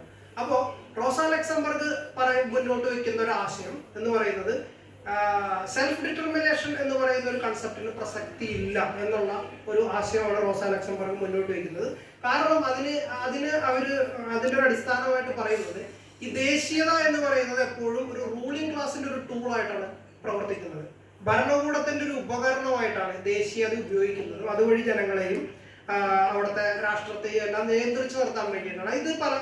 ഇത് സ്വാഭാവികമായിട്ടും തൊഴിലാളി വർഗത്തിനെതിരായിട്ടായിരിക്കും ഇത് നിലനിൽക്കുക. കാരണം തൊഴിലാളി വർഗത്തെ ചൂഷണം ചെയ്യാനും അതുവഴി ഒരു സമ്പന്ന വർഗത്തെ സൃഷ്ടിക്കാനും അത് മൂലം ഒരു മുതലാളിത്ത വ്യവസ്ഥിതി നിലനിർത്തി പോകാനും എല്ലാമാണ് ഈ ദേശീയതയെ പൊതുവിൽ ഉപയോഗിക്കുക എന്നുള്ളതും. അതുകൊണ്ട് തന്നെ ഈ ദേശീയതയുടെ അടിസ്ഥാനത്തിലുള്ള ഒരു സ്വയം നിർണയാവകാശം, അതായത് ഒരു ദേശീയ വിഭാഗം, ഒരു ദേശീയത ഉൾക്കൊള്ളുന്ന ആളുകൾ എല്ലാവരും ചേർന്ന് ഒരു സ്റ്റേറ്റ് എന്ന് പറയുന്നത് സ്വാഭാവികമായിട്ടും തൊഴിലാളി വർഗത്തെ ചൂഷണം ചെയ്യാനും നിലനിൽക്കുന്ന പ്രിവിലേജ്ഡ് ആയിട്ടുള്ള ഒരു സെക്ഷൻ ആരാണോ അവരെ കൂടുതൽ പരിപോഷിപ്പിക്കാനും മാത്രമേ ഇടവരുത്തൂ എന്നുള്ളതായിരുന്നു റോസ ലക്സംബർഗ് മുന്നോട്ട് വയ്ക്കുന്ന വാദം. എന്നാൽ ലെനിന്റെ വാദം അതിന് ഘടകവിരുദ്ധമായിരുന്നു. ലെനിൻ ആ സമയത്ത് പറയുന്നത് നാഷണൽ സെൽഫ് ഡിറ്റർമിനേഷൻ എന്ന് പറയുന്നത് ദേശീയത എന്ന് പറയുന്ന ഒരു യാഥാർത്ഥ്യമാണ്. കാരണം നമ്മൾ പല ഭാഷകൾ സംസാരിക്കുന്ന ആളുകളാണ്, പലതരത്തിലുള്ള ഭക്ഷണം കഴിക്കുന്ന ആളുകളാണ്, പലതരത്തിലുള്ള സാംസ്കാരിക പ്രത്യേകതകളെല്ലാം ഉള്ള ആളുകളാണ്. അപ്പോൾ അങ്ങനെ അധിവസിക്കുന്ന ഒരു ജനത അവരുടേതായിട്ടുള്ള ഒരു ഇടത്തിൽ അധിവസിക്കുന്നതിൽ അത് പ്രശ്നമുള്ള ഒരു കാര്യമല്ല. അതിനകത്താണ് സ്വാഭാവികമായിട്ടും കമ്മ്യൂണിസ്റ്റ് പാർട്ടി ഇടപെടേണ്ടതെന്നും അത്തരത്തിൽ അതിനകത്ത് ഇടപെട്ടുകൊണ്ട് വളരെ സവിശേഷമായിട്ടുള്ള രീതിയിൽ തൊഴിലാളി വർഗത്തിന്റെ നേതൃത്വത്തിൽ ഈ പറയുന്ന ഒരു രാഷ്ട്രം രൂപീകരിക്കണം എന്നെല്ലാമാണ് ലെനിൻ മുന്നോട്ട് വെച്ചിട്ടുള്ള ആശയം. അപ്പോൾ ലെനിനും റോസയും തമ്മിലുള്ള ഈ ഒരു ഡിഫറൻസിനും ഒരു ചരിത്രപരമായിട്ടുള്ള ഒരു പ്രത്യേകതയുണ്ട്. കാരണം റോസ ലക്സംബർഗ് പോളണ്ടിൽ ജനിക്കുകയും പിന്നീട് സൂറിച്ചിലും മറ്റും പഠിക്കുകയും അതിനുശേഷം അവരുടെ പ്രവർത്തന രംഗം ജർമ്മനിയിലായിരുന്നു. റോസ ഒരു ജൂയിഷ് വംശത്തിൽ നിന്ന് വരുന്ന ആളാണ്. ലെനിനും ജൂയിഷ് വിഭാഗത്തിൽ നിന്നുള്ള ആളാണ്, യഹൂദരാണ്. അപ്പോൾ റോസയ്ക്ക് നേരിട്ടിട്ടുള്ള വ്യക്തിപരമായിട്ടുള്ള പല അനുഭവങ്ങളും വളരെ വ്യത്യസ്തമാണ്. അവരെല്ലാ സമയത്തും പലപ്പോഴും അവർ ഈ പറയുന്ന നാഷണാലിറ്റികളാൽ ഒപ്രസ് ചെയ്യപ്പെടുന്ന പല കാര്യങ്ങളാണ് കൂടുതൽ കാണുന്നത്. എന്നാൽ ലെനിൻ റഷ്യയിലേക്ക് വരുമ്പോൾ റഷ്യയിൽ ഏതാണ്ട് ഇന്ത്യ പോലെ തന്നെ വളരെ വ്യത്യസ്തങ്ങളായിട്ടുള്ള ദേശീയ വിഭാഗങ്ങൾ അധിവസിക്കുന്ന ഒരു സ്ഥലമാണ്. വ്യത്യസ്ത ഭാഷ സംസാരിക്കുന്നു, വ്യത്യസ്ത ഫിസിക്കൽ ഫീച്ചേഴ്സ് ഉള്ള, റേഷ്യൽ ഫീച്ചേഴ്സ് വളരെ ഡിഫറെൻ്റ് ആയിട്ടുള്ള ആളുകളാണ്. റഷ്യയുടെ പടിഞ്ഞാറേ അറ്റത്തേക്ക് നമ്മൾ ചെല്ലുമ്പോൾ മോസ്കോ, പിന്നീട് സെന്റ് പീറ്റേഴ്സ്ബർഗിലേക്കൊക്കെ ചെല്ലുമ്പോൾ കൃത്യമായിട്ട് യൂറോപ്യൻ ഫീച്ചേഴ്സ് ഉള്ള ജനങ്ങൾ, ബ്ലോണ്ട് എന്നൊക്കെ നമ്മൾ പറയുന്നത്, അത്തരത്തിലുള്ള ആളുകളൊക്കെ അധിവസിക്കുന്ന അത്തരത്തിലുള്ളൊരു സംസ്കാരം നിലനിൽക്കുന്നതാണ്. എന്നാൽ റഷ്യയുടെ കിഴക്കൻ ഭാഗങ്ങളിലേക്ക് വരുമ്പോഴോ സൈബീരിയ മുതലായിട്ടുള്ള ഭാഗങ്ങളിലേക്ക് വരുമ്പോൾ വളരെ ഡിഫറെൻ്റ് ആണ്. പിന്നീട് അങ്ങോട്ട് സെൻട്രൽ ഏഷ്യൻ സൈഡിലേക്കൊക്കെ വരുന്ന സമയത്താണെങ്കിലോ ആളുകൾ സെൻട്രൽ ഏഷ്യൻ ഫീച്ചേഴ്സ് ഉള്ള ആളുകളും മംഗോളിയൻ ഫീച്ചേഴ്സ് ഉള്ള ആളുകളും എല്ലാമായിട്ടുള്ള വളരെ ഡിഫറെൻ്റ് ആണ്. നമുക്ക് ഇന്ത്യയുമായിട്ട് എളുപ്പം താരതമ്യം ചെയ്യാൻ പറ്റും. അപ്പോൾ യൂറോപ്പിലെ മറ്റു രാജ്യങ്ങൾ എന്ന് പറയുമ്പോൾ ഒരു പ്രത്യേകതയുണ്ട്. നിങ്ങൾ if you take the entire continent of Europe, that is അത് റഷ്യയേക്കാൾ ചെറിയൊരു ഭൂപ്രദേശമാണ്. ഈ മുഴുവൻ യൂറോപ്പിനേക്കാൾ വലിയ ഒരു ഒറ്റ രാജ്യമാണ് യൂറോപ്പിന് അടുത്ത് കിടക്കുന്ന റഷ്യ എന്നുള്ളൊരു പ്രത്യേകത കൂടിയുണ്ട്. അപ്പോൾ സ്വാഭാവികമായിട്ടും അത്രയും ഡൈവേഴ്സ് ആയിട്ടുള്ള ഒന്നുകൂടിയാണ് എന്നുള്ളൊരു വസ്തുത കൂടിയുണ്ട്. ഇപ്പോൾ യൂറോപ്പിലെ വലിയ രാജ്യങ്ങൾ ഏതെടുത്താലും, ഇപ്പോൾ ഫ്രാൻസ് അടക്കമുള്ള രാജ്യങ്ങൾ എടുത്തു കഴിഞ്ഞ് കഴിഞ്ഞാൽ പോലും റഷ്യയുടെ ഒരു സംസ്ഥാനമാകാനുള്ള വലിപ്പമേ ആ ഒരു രാജ്യത്തിന് വരുന്നുള്ളൂ. പിന്നെ യുക്രൈൻ യൂറോപ്പിന്റെ ഭാഗമായിട്ട് ഒഫീഷ്യലി അവർ അംഗീകരിക്കപ്പെട്ടു കഴിഞ്ഞാൽ യുക്രൈൻ ആവും ഏറ്റവും വലിയ രാജ്യം. ആ യുക്രൈനും റഷ്യയുടെ ഒരു സംസ്ഥാനമാകാനുള്ള വലിപ്പമേ പൊതുവിലുള്ളൂ എന്നുള്ളൊരു വസ്തുത കൂടിയുണ്ട്. അപ്പോൾ ഇങ്ങനെ നിൽക്കുന്ന വ്യത്യസ്തങ്ങളായിട്ടുള്ള ദേശീയതകൾ നിൽക്കുന്ന ഒരു സമയത്ത് അപ്പോൾ ലെനിൻ എടുക്കുന്ന ആ ഒരു തീരുമാനപ്രകാരമാണ് പിന്നീട് സോവിയറ്റ് യൂണിയന്റെ സ്വാഭാവികമായിട്ടും സോവിയറ്റ് യൂണിയന്റെ ഒരു ചെയർമാനായിട്ട് റഷ്യൻ വിപ്ലവത്തിന് ശേഷം തെരഞ്ഞെടുക്കപ്പെടുന്ന ലെനിനാണ്. പിന്നീട് ലെനിന്റെ ആശയ സംഹിതകളുടെ അടിസ്ഥാനത്തിലാണ് അവിടുത്തെ ഒരു ദേശീയോദ്ഗ്രഥനം നടക്കുന്നത്. അങ്ങനെ നടക്കുമ്പോൾ യുക്രൈൻ എന്ന് പറയുന്ന രാഷ്ട്രത്തിന്റെ പല ഭാഗങ്ങൾ, കുറച്ച് ഭാഗങ്ങൾ ഹംഗറിയുടെ കയ്യിലാണ്, കുറച്ച് ഭാഗങ്ങൾ പോളണ്ടിന്റെ കയ്യിലാണ്, കുറച്ച് ഭാഗങ്ങൾ റൊമാനിയയുടെ കയ്യിലാണ്. ഇങ്ങനെയൊക്കെയാണ് ഇവിടെ എല്ലാം അധിവസിക്കുന്നത് എന്ന് പറയുന്നത് യുക്രൈൻ സാംസ്കാരിക ജനതയാണ് അധിവസിക്കുന്നത്. അപ്പോൾ ഇവരെല്ലാം ഈ രാജ്യങ്ങളുമായിട്ടെല്ലാം അന്ന് കൃത്യമായിട്ടുള്ള നീക്കുപോക്കുകൾ ഉണ്ടാവുകയും അങ്ങനെ യുക്രൈന്റെ സാംസ്കാരിക സവിശേഷതകളുള്ള പ്രദേശങ്ങളെല്ലാം സോവിയറ്റ് യൂണിയൻ ഏറ്റെടുക്കുകയും അതോടൊപ്പം സോവിയറ്റ് യൂണിയനോട് ചേർന്ന് നിന്നിട്ടുള്ള പോളിഷ് അല്ലെങ്കിൽ റൊമാനിയൻ ഇങ്ങനെയുള്ള പ്രദേശങ്ങളെല്ലാം അവർക്ക് വിട്ടുകൊടുക്കുകയും എല്ലാം ചെയ്തുകൊണ്ടാണ് ഈ യുക്രൈൻ എന്ന് പറയുന്ന ആ ഒരു ഭാഷാ സാംസ്കാരിക പ്രത്യേകതയുള്ള യുക്രൈനിയൻ ഭാഷ സംസാരിക്കുന്ന യുക്രൈനിയൻ സംസ്കാരമുള്ള അത്തരത്തിലുള്ള ഒരു സ്റ്റേറ്റ് രൂപീകരിക്കുന്നത് ബോൾഷെവിക്കുകളാണ്, ലെനിന്റെ നേതൃത്വത്തിലാണ്. അപ്പൊ അതിനു മുമ്പ് അങ്ങനെ ഒരു സംഗതി ഇല്ല എന്നുള്ള കാര്യമാണ്. അതോടൊപ്പം തന്നെ അതിന്റെ കിഴക്കൻ പ്രദേശങ്ങളിലെല്ലാം റഷ്യൻ സാംസ്കാരിക ജനതയാണ് അധിവസിക്കുന്നത് എന്നുള്ളൊരു പ്രത്യേകത കൂടിയുണ്ട്. അപ്പോൾ അതുകൊണ്ട് നമ്മൾ കീവൻ റൂസ് മുതൽ സോവിയറ്റ് യൂണിയൻ വരെയുള്ള കാലത്തെ ചരിത്രം, ഒരു 10 നൂറ്റാണ്ടുകളുടെ ചരിത്രം പരിശോധിച്ചു കഴിഞ്ഞിട്ടുണ്ടെങ്കിൽ നമുക്ക് മനസ്സിലാകുന്നത് എന്താണെന്ന് വെച്ചാൽ ഈ പറയുന്ന ജനതയ്ക്കിടയിൽ അത്ര വലിയ യുദ്ധങ്ങളോ കലഹങ്ങളോ അങ്ങനെ വലിയ രീതിയിലൊന്നും ഉണ്ടായിട്ടില്ല. ഒരു വ്യത്യസ്ത സാംസ്കാരികത ഉള്ള ആളുകളാണ്, ഭാഷ സംസാരിക്കുന്നവരാണ് എങ്കിൽ തന്നെയും അവർ ഒരുമിച്ചാണ് ജീവിച്ചിട്ടുള്ളത്. അത്ര അങ്ങനെ വലിയൊരു കലഹമൊന്നും ഉണ്ടായിട്ടില്ല. അപ്പോൾ നിങ്ങൾ പലപ്പോഴും മേ ബി മിഖായിൽ ഷൊളക്കോവിന്റെ ഡോൺ ശാന്തമായി ഒഴുകുന്നു എന്ന നോവലിലൊക്കെ ഇത്തരത്തിലുള്ള കാര്യങ്ങൾ പ്രതിപാദിക്കുന്നുണ്ട്. അതായത് ഒരു പ്രീ റവല്യൂഷണറി റഷ്യയുടെ ഒരു ഹിസ്റ്ററിയിൽ നിന്നൊക്കെയാണ് ആ നോവൽ കടന്നു വരുന്നത്. അവിടുത്തെ അന്നത്തെ യുക്രൈനിയൻസും അതുപോലെ കൊസാക്കുകൾ എന്ന് പറയുന്ന അവിടുത്തെ മറ്റൊരു ന്യൂനപക്ഷ ജനവിഭാഗമാണ്. ഈ കൊസാക്കുകളുടെ ഒരു ജീവിതകഥയാണ് ഈ and quiet flows the Don അഥവാ ഡോൺ ശാന്തമായി ഒഴുകുന്നു എന്ന് പറയുന്ന തന്റെ വിശ്വവിഖ്യാതമായിട്ടുള്ള നോവലിൽ മിഖായിൽ ഷൊളക്കോവ് പറയുന്നു. അപ്പോൾ അതിൽ ഈ പറയുന്ന ആളുകൾ തമ്മിലുള്ള ഇടയ്ക്കുള്ള ചെറിയ തർക്കങ്ങളും പ്രശ്നങ്ങളും എല്ലാം അതിൽ സൂചിപ്പിക്കുന്നുണ്ട്. പക്ഷെ എന്നിരുന്നാൽ തന്നെ ഇവര് ഒരുമിച്ച് തന്നെ ജീവിച്ചിരുന്ന മനുഷ്യരാണ് എന്നുള്ള കാര്യം കൂടി നമുക്ക് കാണാൻ പറ്റും. അപ്പോഴാണ് ഈ യഥാർത്ഥത്തിൽ ഇന്നത്തെ റഷ്യ യുക്രൈൻ യുദ്ധം 2022 ഫെബ്രുവരിയിൽ ആരംഭിച്ചു എന്നാണ് ഔദ്യോഗിക കണക്കുകൾ പറയുന്നത്. പക്ഷെ എന്നാലും അതിൻ്റെ ഒരു റീസൺ വരുന്നത് 2014 ക്രിമിയൻ അനക്സേഷൻ അഥവാ ക്രിമിയ എന്ന് പറയുന്ന പ്രദേശം, സെവാസ്തോപോൾ എന്ന് പറയുന്ന വളരെ നിർണായകമായിട്ടുള്ള ഒരു തുറമുഖം എല്ലാം സ്ഥിതി ചെയ്യുന്ന ക്രിമിയ എന്ന് പറയുന്ന ഒരു ഭൂപ്രദേശം റഷ്യ കയ്യേറുന്നതോടുകൂടിയാണ് 2014. അപ്പോൾ അതിനും സ്വാഭാവികമായിട്ടൊരു കാരണം അവിടെ നിലനിൽക്കുന്നുണ്ട്. അപ്പൊ ആ കാരണത്തിലേക്കെല്ലാം നമുക്ക് വരാം. അപ്പൊ ഈ ക്രിമിയ എന്ന് പറയുന്ന ഒരു പ്രദേശം യഥാർത്ഥത്തിൽ ഈ union of Soviet socialist republic ആണ് USSR അഥവാ സോവിയറ്റ് യൂണിയൻ എന്ന് പറയുന്നത്. ആ സോവിയറ്റ് യൂണിയന്റെ ഒരു സംസ്ഥാനമാണ് യുക്രൈനിയൻ SSR എന്ന് പറയുന്ന ഇന്നത്തെ യുക്രൈൻ. ആ യുക്രൈന്റെ ഭാഗമായിട്ട് ഈ ക്രിമിയ എന്ന് പറയുന്ന പ്രദേശം കൂട്ടിച്ചേർക്കപ്പെടുന്നത് 1954 അപ്പോൾ അതിനു മുമ്പ് ക്രിമിയയ്ക്ക് സംഭവിക്കുന്നത് എന്താണെന്ന് വെച്ച് കഴിഞ്ഞാൽ കാതറീൻ ദ ഗ്രേറ്റ് എന്ന് പറയുന്ന 17ാം നൂറ്റാണ്ടിലെ വളരെ പ്രശസ്തയായിട്ടുള്ള ഒരു റഷ്യൻ രാജ്ഞി, ആ രാജ്ഞി ഭരിച്ചിരുന്ന കാലഘട്ടത്തിൽ 1878 ഈ പറയുന്ന ക്രിമിയ എന്ന് പറയുന്ന പ്രദേശം അന്ന് അവിടെ ഉണ്ടായിരുന്ന ക്രിമിയൻ താത്താർസ് എന്ന് പറയുന്ന വിഭാഗങ്ങളുടെ കയ്യിൽ നിന്ന് യുദ്ധത്തിലൂടെ പിടിച്ചെടുത്ത് അത് റഷ്യയുടെ ഭാഗമാക്കുന്നതാണ്. അപ്പൊ പിന്നീട് അവിടെ അധിവസിച്ചു പോരുന്നതും അവിടെ നിലനിൽക്കുന്നതെല്ലാം റഷ്യൻ സാംസ്കാരിക ജനവിഭാഗങ്ങളാണ്. അപ്പൊ പിന്നീട് 1954 അന്ന് നികിത ക്രൂഷ്ചേവാണ് സോവിയറ്റ് യൂണിയന്റെ പ്രീമിയർ അഥവാ പ്രസിഡന്റ് ആയിട്ട് പ്രവർത്തിക്കുന്നത്. അപ്പോൾ ക്രൂഷ്ചേവ് യുക്രൈൻകാരനാണ്. അപ്പൊ ക്രൂഷ്ചേവിന്റെ ഒരു നേതൃത്വത്തിലാണ് ഈ ക്രിമിയ ചില സാങ്കേതിക ഭരണപരമായിട്ടുള്ള കാര്യങ്ങളെല്ലാം പറഞ്ഞ് റഷ്യൻ SSRൽ നിന്ന് അടർത്തി മാറ്റി യുക്രൈനിയൻ SSRനോട് കൂട്ടിച്ചേർക്കുന്നത്. അപ്പൊ അന്ന് തന്നെ അതിനൊരു അസ്വാരസ്യം അവിടുത്തെ ജനങ്ങൾക്കിടയിൽ നിലനിന്നിരുന്നു. കാരണം റഷ്യൻ സാംസ്കാരിക ഭൂപ്രദേശം യുക്രൈനോടാണ് കൂട്ടിച്ചേർക്കുന്നത് എന്നുള്ളതിന്റെ പേരിൽ. പക്ഷെ സോവിയറ്റ് യൂണിയൻ എന്ന് പറയുന്നത് വലിയ ഒരൊറ്റ രാജ്യമാണ്. അവിടുത്തെ ഭരണ സംവിധാനങ്ങളൊക്കെ അത്തരത്തിൽ കേന്ദ്രീകരിക്കപ്പെട്ടിട്ടുള്ള ഒന്നാണ്. അതുകൊണ്ട് അങ്ങനെ വലിയ പ്രതിഷേധങ്ങളോ പ്രശ്നങ്ങളോ ഒന്നും സംഭവിക്കുന്നില്ല. പിന്നീട് ഇതൊരു പ്രശ്നമായിട്ട് ഉയർന്നു വരുന്നത് 1991 ഡിസംബറിലാണ് സോവിയറ്റ് യൂണിയൻ തകരുന്നത്. അങ്ങനെ സോവിയറ്റ് യൂണിയൻ തകരുന്ന സമയത്ത് അന്ന് ബോറിസ് യെൽസിൻ ആണ് റഷ്യയുടെ നേതാവ്. അപ്പൊ യെൽസിന്റെ മുമ്പിലേക്ക് സ്വാഭാവികമായിട്ട് ഈ ക്വസ്റ്റ്യൻ ഉയർന്നു വരികയാണ്. അപ്പൊ അന്ന് യുക്രൈൻ ഒരു വേറൊരു രാജ്യമാവാൻ തീരുമാനിച്ചു. ബാൾട്ടിക് രാജ്യങ്ങളെല്ലാം നേരത്തെ പിരിഞ്ഞുപോയി.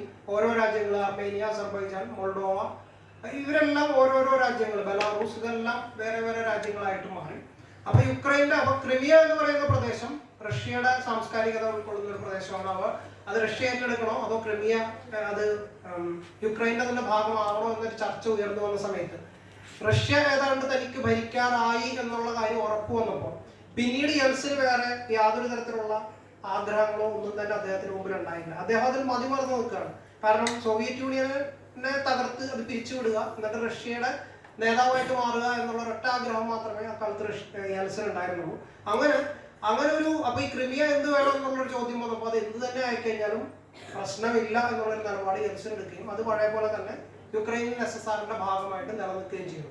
അപ്പോൾ അപ്പോഴും വലിയ പ്രശ്നമൊന്നുമില്ല. കാരണം ഈ സോവിയറ്റ് യൂണിയൻ തകർന്ന് വേറെ വേറെ സ്റ്റേറ്റുകളായിട്ട് മാറുന്നെങ്കിലും ഈ ബാൾട്ടിക് സ്റ്റേറ്റ്സ് ഒക്കെ ആദ്യകാലത്ത് തന്നെ വലിയ രീതിയിൽ റഷ്യയോട് ഇടഞ്ഞു നിന്നിരുന്ന ആളുകളാണ്. അവർ കുറേ കൂടി റഷ്യയിൽ കാത്തലിക് ഓർത്തഡോക്സ് ക്രിസ്ത്യാനിറ്റി ആണെങ്കിൽ ബാൾട്ടിക് സ്റ്റേറ്റ്സിലുള്ളത് കാത്തലിക്സ് ആണ്.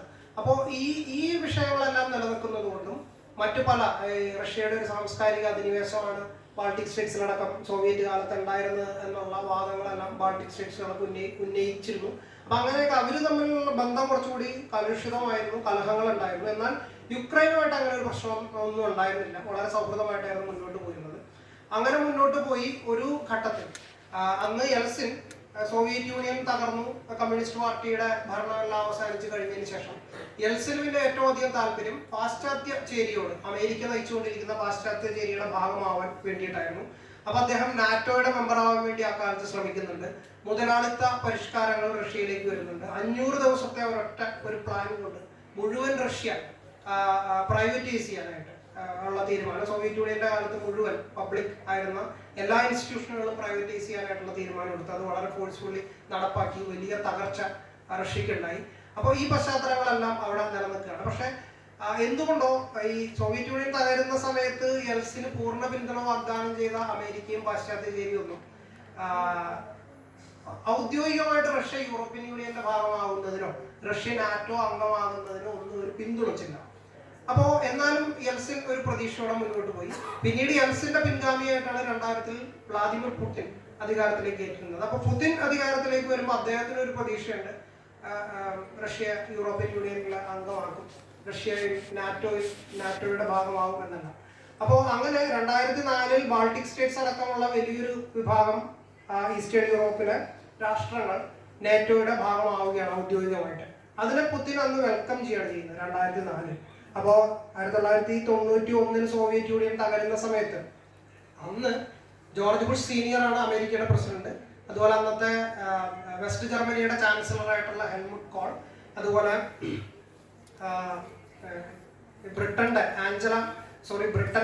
മാർഗരറ്റ് താച്ചർ, ഇവരെല്ലാവരും അന്ന് ഗോർബച്ചേവിന് കൊടുത്ത വാഗ്ദാനം അത് എന്ന് വെച്ചാൽ NATO will not expand an inch എന്നുള്ളതായിരുന്നു. നാറ്റോ ഒരിക്കലും ഒരു ഇഞ്ച് പോലും മുന്നോട്ട് വരില്ല സോവിയറ്റ് യൂണിയന്റെ തകർച്ചയ്ക്ക് ശേഷം. കാരണം 1989 തന്നെ വാഴ്സാ പാക്ട് എന്ന് പറയുന്ന വാഴ്സാ ഉടമ്പടി, നാറ്റോന് ബദലായിട്ട് സോവിയറ്റ് യൂണിയൻ രൂപീകരിച്ചിരുന്ന യുദ്ധസഖ്യമായിട്ടുള്ള വാഴ്സാ ഉടമ്പടി പിരിച്ചുവിട്ടു. അപ്പോൾ അതിനുശേഷം പിന്നെ നാറ്റോ എന്ന് പറയുന്ന ഒരു യുദ്ധസഖ്യത്തിന് പിന്നീട് പ്രസക്തി ഇല്ല എന്നുള്ളതാണ് അതിലെ ഒരു വാസ്തവം. അപ്പോൾ നാറ്റോ ഇനി എക്സ്പാൻഷൻ ഉണ്ടാവില്ല എന്ന് പറഞ്ഞെങ്കിലും പിന്നീട് സംഭവിക്കുന്ന മുഴുവൻ നാറ്റോയുടെ ഈസ്റ്റ്വേർഡ് എക്സ്പാൻഷനാണ്. കിഴക്കൻ രാഷ്ട്രങ്ങളിലേക്ക് നാറ്റോ വന്നുകൊണ്ടിരിക്കുന്നു. ആ നാറ്റോ വന്നുകൊണ്ടിരിക്കുന്നത് 2004 വരെ പുതിൻ അതിനെ സ്വാഗതം ചെയ്യുന്നു. കാരണം അന്ന് പുതിന്റെ പ്രതീക്ഷ റഷ്യയെ നാറ്റോയുടെ ഭാഗമാക്കുന്നു എന്നുള്ളതാണ്. പക്ഷെ ഒരു 2007 ഒരു കാലഘട്ടത്തിലേക്ക് വരുമ്പോഴേക്കും പുതിൻ അത് മനസ്സിലാകുന്നു, ഇത് നാറ്റോയിലേക്ക് ഒരു മെമ്പർഷിപ്പ് ഒരിക്കലും റഷ്യക്ക് കിട്ടാൻ വേണ്ടി പോകുന്നില്ല. അതുപോലെ റഷ്യ ഒരിക്കലും യൂറോപ്യൻ യൂണിയന്റെ ഭാഗമാകാൻ വേണ്ടി പോകുന്നില്ല. അതിന്റെ കാരണം എന്ന് പറഞ്ഞാൽ റഷ്യയെ പോലുള്ള ഇത്രയും വലിയൊരു രാജ്യം, നേരത്തെ പറഞ്ഞല്ലോ ലോകത്തിലെ ഏറ്റവും വലിയ രാജ്യം ഏതാണ് എന്ന് ചോദിച്ചാൽ അത് റഷ്യയാണ്. മുഴുവൻ യൂറോപ്പിനേക്കാൾ വലുതാണ് എന്ന് പറഞ്ഞല്ലോ, അമേരിക്കയേക്കാൾ വലുതാണ്. അപ്പൊ ഇത്രയും വലിയ രാജ്യം, ഇത്രയും വലിയ സാധ്യതകൾ, ഇത്രയും വലിയ ധാതു നിക്ഷേപം, അങ്ങനെ ഒരുപാട് പ്രത്യേകതകളുള്ള ഒരു രാജ്യം. മാത്രമല്ല റഷ്യയുടെ ചരിത്രത്തിൽ എപ്പോഴും റഷ്യ തകർന്നു നിൽക്കുന്ന സാഹചര്യങ്ങളിൽ നിന്നെല്ലാം വളരെ പെട്ടെന്ന് റഷ്യ ഒരു ലോകശക്തിയായിട്ട് ഉയർന്നു മാറിയ ഒരുപാട് ചരിത്ര സന്ദർഭങ്ങൾ റഷ്യക്കുണ്ട്. അപ്പോൾ ഈ ഒരു അടിസ്ഥാനത്തിൽ റഷ്യ ഭാവിയിൽ വീണ്ടും ഒരു വൻ ശക്തിയായിട്ട് മാറാമെന്നുള്ളൊരു സാധ്യത നിലനിൽക്കുന്നു. അപ്പൊ യൂറോപ്യൻ യൂണിയന്റെ ഭാഗമായും നാറ്റോയുടെ ഭാഗമായും റഷ്യ വന്നു കഴിഞ്ഞാൽ നാളെ റഷ്യ വീണ്ടും ഒരു വലിയൊരു ശക്തിയായിട്ട് മാറിക്കഴിഞ്ഞാൽ സ്വാഭാവികമായിട്ടും അമേരിക്കയുടെ ഒരു ഹെജിമണി തകരുന്ന, അമേരിക്കയുടെ ഒരു മേധാവിത്വം തകരുന്ന ഒരവസ്ഥയിലേക്ക് എത്തും. അതുപോലെ തന്നെ വെസ്റ്റേൺ യൂറോപ്പിന്റെ മേധാവിത്വം കംപ്ലീറ്റ് നഷ്ടപ്പെടുന്ന ഒരു അവസ്ഥയിലേക്ക് എത്തും. അപ്പോൾ ആ ഒരു സാഹചര്യത്തെ തടയാനായിട്ടാണ് എപ്പോഴും പാശ്ചാത്യ ചേരി ഇങ്ങനെ ഒരു നിലപാട് സ്വീകരിക്കുന്നത് എന്ന വസ്തുതാപരമായിട്ടുള്ള യാഥാർത്ഥ്യം 2007 പുടിൻ മനസ്സിലാക്കുന്നു. അത് 2007 മ്യൂണിക് സെക്യൂരിറ്റി കോൺഫറൻസ് സ്പീച്ച് അദ്ദേഹത്തിന്റെ, പുതിന്റെ ആ ഒരു പ്രസംഗത്തിൽ അത് പുതിൻ കൃത്യമായിട്ട് പറയുന്നുണ്ട്. നിങ്ങൾ ചിലപ്പോൾ എപ്പോഴെങ്കിലും ഒക്കെ അത് വായിക്കുക ശ്രദ്ധിക്കുകയൊക്കെ ചെയ്തിട്ടുണ്ടാവും. അത് ഈ ഒരു സമയം മുതലാണ് പുതിന്റെ ഒരു രാഷ്ട്രീയത്തിൽ വളരെ വ്യക്തമായിട്ടുള്ള ഒരു ഷിഫ്റ്റ് ഉണ്ടാകുന്നത്. അവിടെ മുതലാണ് പുതിൻ അവിടെ പറയുന്നുണ്ട് നാറ്റോ ഞങ്ങളുടെ അതിർത്തികളിൽ അവർ സേനകളെ വിന്യസിക്കുന്നു. അവർ അവിടെ മിസൈലുകൾ വിന്യസിക്കുന്നു. ഇത് എന്താണ് ഇത് ഉദ്ദേശിച്ചിട്ടുള്ളത്? ഞങ്ങൾക്ക് നിലവിൽ ഒരു പ്രശ്നവുമില്ല. ബെർലിൻ മതിൽ തകരുന്നതിനും യൂറോപ്പിനെ നിന്ന് ഇരുമ്പുമറയെല്ലാം നീക്കുന്നതിലുമൊക്കെ റഷ്യൻ ജനത സഹകരിച്ചിട്ടുള്ള ആളുകളാണ്. ഞങ്ങൾ ഇന്ന് ക്യാപിറ്റലിസത്തിന്റെ വഴിയിലാണ്. ഞങ്ങൾ പഴയ കമ്മ്യൂണിസത്തിന്റെ പാതയിലോ സോഷ്യലിസത്തിന്റെ പാതയിലോ ഒന്നും അല്ല. എന്നിട്ടും ഞങ്ങളെ ഞങ്ങളെ സ്വീകരിക്കാനായിട്ട് പാശ്ചാത്യ ചേരിക്ക് ഇതുവരെ സാധിച്ചിട്ടില്ല. എന്നിട്ട് ഞങ്ങളുടെ അതിർത്തി പ്രദേശങ്ങളിൽ സൈനിക സഖ്യങ്ങൾ ഉണ്ടാക്കുകയും നാറ്റോ എക്സ്പാൻഡ് ചെയ്യുകയും അവിടെ മിലിറ്ററി ബേസുകൾ നിർമ്മിക്കുകയും മിസൈലുകൾ എല്ലാം അവിടെ സ്ഥാപിക്കുകയും എല്ലാം ചെയ്യുന്ന അവസ്ഥയുണ്ട്. ഇത് ഒരു വളരെ മോശപ്പെട്ട സാഹചര്യത്തിലേക്ക് യൂറോപ്പിനെ കൊണ്ടുചെന്ന് എത്തിക്കുമെന്ന മ്യൂണിക് സെക്യൂരിറ്റി കോൺഫറൻസിലെ പുതിന്റെ പ്രശസ്തമായിട്ടുള്ള പ്രസംഗത്തിൽ പുതിൻ പറയുന്നുണ്ട്. തുടർന്ന് അടുത്തൊരു നടപടി എന്ന് പറയുന്നത് 2008 ജോർജിയയും യുക്രൈനെയും നാറ്റോയുടെ ഭാഗമാക്കാൻ വേണ്ടി നാറ്റോയുടെ ബുഖാറസ്റ്റിൽ നടന്നിട്ടുള്ള നാറ്റോയുടെ സമ്മിറ്റിൽ 2008 തീരുമാനിക്കാം. ഈ തീരുമാനം വന്ന ഉടനെയാണ് റഷ്യ ആദ്യം ജോർജിയ ആക്രമിച്ചു. പിന്നെ യുക്രൈനുമായിട്ടുള്ള ബന്ധങ്ങളും പ്രശ്നമാവാൻ തുടങ്ങി. അപ്പോൾ 2005 വരെ അവിടുത്തെ പ്രസിഡന്റ് എന്ന് പറയുന്നത് വിക്ടർ യാനുക്കോവിച്ച് എന്ന് പറയുന്ന ഒരാളായിരുന്നു. അദ്ദേഹം ഒരു പ്രോ റഷ്യൻ നിലപാടുകൾ സ്വീകരിച്ചിരുന്ന ഒരു പ്രസിഡന്റ് ആയിരുന്നു.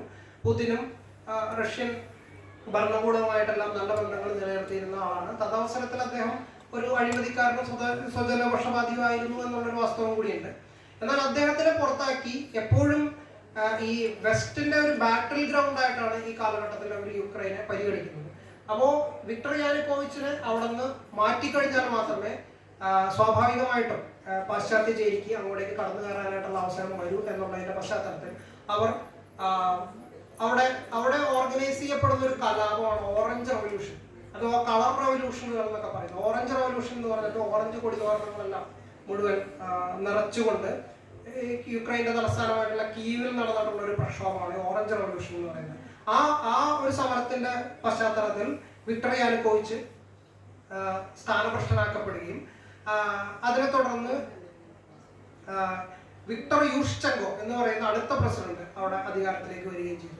വിക്ടർ യൂഷ്ചെങ്കോയുടെ കാലത്താണ് യുക്രൈനിൽ വലിയ രീതിയിലുള്ള വലതുപക്ഷത്തിന് കിട്ടുന്ന പ്രോത്സാഹനം ഉണ്ടാകുന്നത്. കാരണം ഇവിടെ ഒരു നവനാസി മുന്നേറ്റങ്ങളുടെ ഒരു കേന്ദ്രമായിട്ട് ഉണ്ടായിരുന്ന ചില പ്രദേശങ്ങളുണ്ട് യുക്രൈനിൽ. ഇപ്പോൾ രണ്ടാം ലോക മഹായുദ്ധത്തിന്റെ കാലത്തെല്ലാം ഹിറ്റ്ലറെ വലിയ രീതിയിൽ പിന്തുണയ്ക്കുകയും ഹിറ്റ്ലർ സോവിയറ്റ് യൂണിയനെ കടന്നാക്രമിക്കുമ്പോൾ ഹിറ്റ്ലറുടെ കൂടെ നിന്ന് സോവിയറ്റ് യൂണിയനെ തന്നെ ആക്രമിക്കുകയും ചെയ്ത ഒരു വിഭാഗം ആളുകൾ ഈ പ്രദേശങ്ങളിലെല്ലാം ഉണ്ട്. ഇപ്പോൾ വെസ്റ്റേൺ യുക്രൈനിലെ ലവീവ് എന്നെല്ലാം പറയുന്ന പ്രദേശമെല്ലാം ഇതിന്റെ ഒരു കേന്ദ്രമായിട്ട് നിന്നിരുന്ന ഒരു സ്ഥലമാണ്. അപ്പൊ അവരുടെ അക്കാലത്ത് ഒരു പ്രധാനപ്പെട്ട ഒരു നവനാസി നേതാവാണ് സ്റ്റെപ്പാൻ ബന്ദേര എന്ന് പറയുന്ന ഒരാൾ. അദ്ദേഹം ഈ യുക്രൈനിയൻ തീവ്ര വലതുപക്ഷ മുന്നേറ്റത്തിന്റെ ഒരു പ്രധാനപ്പെട്ട നേതാവായിട്ടാണ് നിലനിന്നിട്ടുള്ളത്. അപ്പൊ പിന്നീട് യുക്രൈനിൽ ഇന്ന് ഉയർന്നു വന്നിട്ടുള്ള പല തരത്തിലുള്ള സംഘടനകളുണ്ട് തീവ്ര വലതുപക്ഷം. ഇപ്പോൾ Azov battalion, right sector, C-14, Svoboda എന്നൊക്കെ പറഞ്ഞിട്ടുള്ള പല പേരുകളിലുള്ള ഇത്തരത്തിലുള്ള സംഘടനകളെല്ലാം അവരുടെ ഒരു ഐഡിയോളജിക്കൽ ഫിഗർ ആയിട്ട് ഒരു പ്രത്യയശാസ്ത്രപരമായ അവർക്ക് നേതൃത്വം നൽകുന്ന ആളായിട്ട് ഈ പറയുന്ന സ്റ്റെപ്പാൻ ബന്ദേരയാണ് കാണുന്നത് എന്നുള്ള വസ്തുതയുണ്ട്. അപ്പോൾ ഈ വിക്ടർ യൂഷ്ചെങ്കോ അധികാരത്തിൽ വന്നതിന് ശേഷം ഈ സ്റ്റെപ്പാൻ ബന്ദേര എന്ന് പറയുന്ന ഈ നാസി കൊളാബറേറ്റർ അല്ലെങ്കിൽ അവിടുത്തെ ഒരു ഫാഷിസ്റ്റ് ആയിട്ടുള്ള ഈ ഒരു നേതാവിനെ ഒരു നാഷണൽ ഹീറോ എന്ന് പറഞ്ഞിട്ടുള്ള ഒരു ബഹുമതി കൊടുത്ത അദ്ദേഹത്തെ ആദരിക്കുകയും ദേശീയ നായക പദവിയിലേക്ക് ഉയർത്തുകയാണ് ചെയ്യുന്നത്.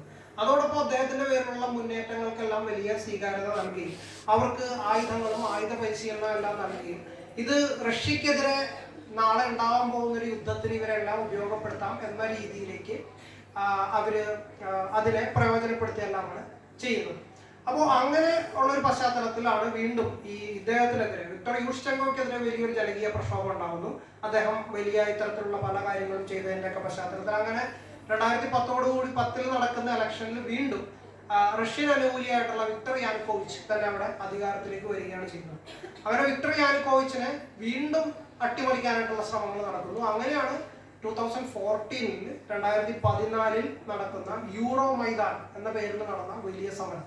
ഈ യൂറോ മൈതാൻ എന്ന് പറയുന്ന സമരത്തിൽ വീണ്ടും വലിയ കലാപം, കീവ് കേന്ദ്രീകരിച്ച് വലിയ കലാപം ഉണ്ടാകുന്നു. ആ കലാപത്തിന്റെ ഒടുവിൽ സംഭവിക്കുന്നത് യുക്രൈനിലെ പ്രസിഡൻഷ്യൽ പാലസിന്റെ മുകളിൽ നിന്ന് ഹെലികോപ്റ്ററിൽ വിക്ടർ യാനുകോവിച്ചിനെ എയർലിഫ്റ്റ് ചെയ്ത് മോസ്കോയിലേക്ക് കൊണ്ടുപോയി രക്ഷിക്കുകയാണ് അന്ന് റഷ്യൻ ഭരണകൂടം ചെയ്യുന്നത്. അത്രമാത്രം ആക്രമണോത്സുകമായിട്ടുള്ള ഈ തീവ്രവാദ ദോഷ സംഘടനകളിലേക്ക് ഭീകരമായിട്ടുള്ള ആക്രമണങ്ങൾ ഉണ്ടാവുകയും അവർ പാർലമെന്റ് കീഴടക്കുകയും അവിടുത്തെ ഭരണപക്ഷത്തിലുള്ള ആളുകളെ ഭയങ്കര ഭീകരമായിട്ട് ഉപദ്രവിക്കുകയൊക്കെ ചെയ്യുന്ന ഒരു സാഹചര്യം അവിടെ വന്നു. അപ്പൊ ഇതേ തുടർന്ന് ഈ ക്രിമിയ എന്ന് പറയുന്ന സ്ഥലം നാറ്റോയുടെ ഒരു പരിശീലന കളരിയാക്കാൻ വേണ്ടിയിട്ട് ക്രിമിയയിലെ വളരെ നിർണായകമായിട്ടുള്ള സെവസ്തോപോൾ എന്ന് പറയുന്ന തുറമുഖം വിട്ടുകൊടുക്കാൻ വേണ്ടി പോകുന്നു എന്നുള്ള വാർത്തയെല്ലാം വരുന്നു. റഷ്യക്ക് പൂർണ്ണമായിട്ടും യുക്രൈനിലുള്ള ഒരു സ്വാധീനം പൂർണ്ണമായിട്ടും നഷ്ടപ്പെടുന്നു. ആ ഒരു പശ്ചാത്തലത്തിലാണ് വിക്ടർ യാനുകോവിച്ച് റഷ്യയിലേക്ക് എത്തപ്പെടുന്നു, രക്ഷപ്പെട്ട് വരുന്നു. തുടർന്നാണ് റഷ്യ ആദ്യം പറയുന്നു ഇവിടെ ക്രിമിയയിൽ ഒരു റഫറണ്ടം നടക്കും. അപ്പോൾ റഫറണ്ടം നടക്കുമ്പോൾ ആ റഫറണ്ടത്തിൽ സംഭവിക്കുന്നത് റഷ്യക്കൊപ്പം പോകണോ വേണ്ടയോ എന്നുള്ള ഒരു ചോദ്യത്തിന്റെ പുറത്താണ് ഈ റഫറണ്ടം നടക്കുന്നത്. ആ റഫറണ്ടത്തിൽ സംഭവിക്കുന്നത് ക്രിമിയയിലെ 97% ജനങ്ങളും റഷ്യക്കൊപ്പം പോകണം എന്ന പേരിൽ വോട്ട് ചെയ്തു. അങ്ങനെ വോട്ട് ചെയ്യുന്നതിന് ഒരു കാരണമുണ്ട്. കാരണം ഈ വിക്ടർ യുഷ്ചെങ്കോയുടെ കാലം മുതൽ തുടരുന്ന ഈ ഒരു പ്രശ്നത്തിന് അത് പിന്നീട് വീണ്ടും വിക്ടർ യാനുകോവിച്ചിനെ പുറത്താക്കി 2014 അധികാരത്തിൽ വരുന്നത് പെഡ്രോ പൊറോഷെങ്കോ എന്ന് പറയുന്ന മറ്റൊരു നേതാവാണ്. അദ്ദേഹം യുക്രൈനിലെ 7ാമത്തെ വലിയ കോടീശ്വരനാണ്. ഇതേ വലതുപക്ഷ രാഷ്ട്രീയം പിന്തുടരുന്ന ആളാണ്.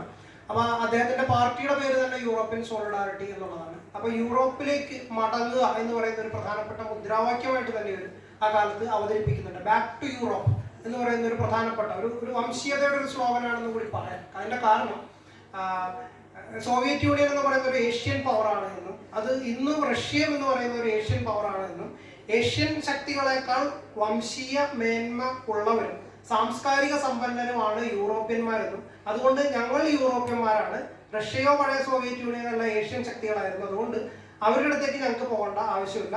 So 2 slogans, Ukraine is Europe, 1, 2 back to Europe എന്ന് പറയുന്ന ഈ 2 പ്രധാനപ്പെട്ട മുദ്രാവാക്യങ്ങൾ മുന്നോട്ട് വയ്ക്കുകയും അതുകൊണ്ട് തന്നെ ആണ് നേരത്തെ പറഞ്ഞ പോലെ അവിടുത്തെ പ്രസിഡന്റ് ആയിരുന്ന പെഡ്രോ പൊറോഷെങ്കോയുടെ പാർട്ടിയുടെ പേര് തന്നെ യൂറോപ്യൻ സോളിഡാരിറ്റി എന്നുള്ളതാണ്. അപ്പോൾ ഈ വംശീയതയിലും ഊന്നിക്കൊണ്ടാണ് ഈ മുന്നേറ്റം ഉയർന്നു വരുന്നത് നമുക്ക് കാണാൻ വേണ്ടി പറ്റും.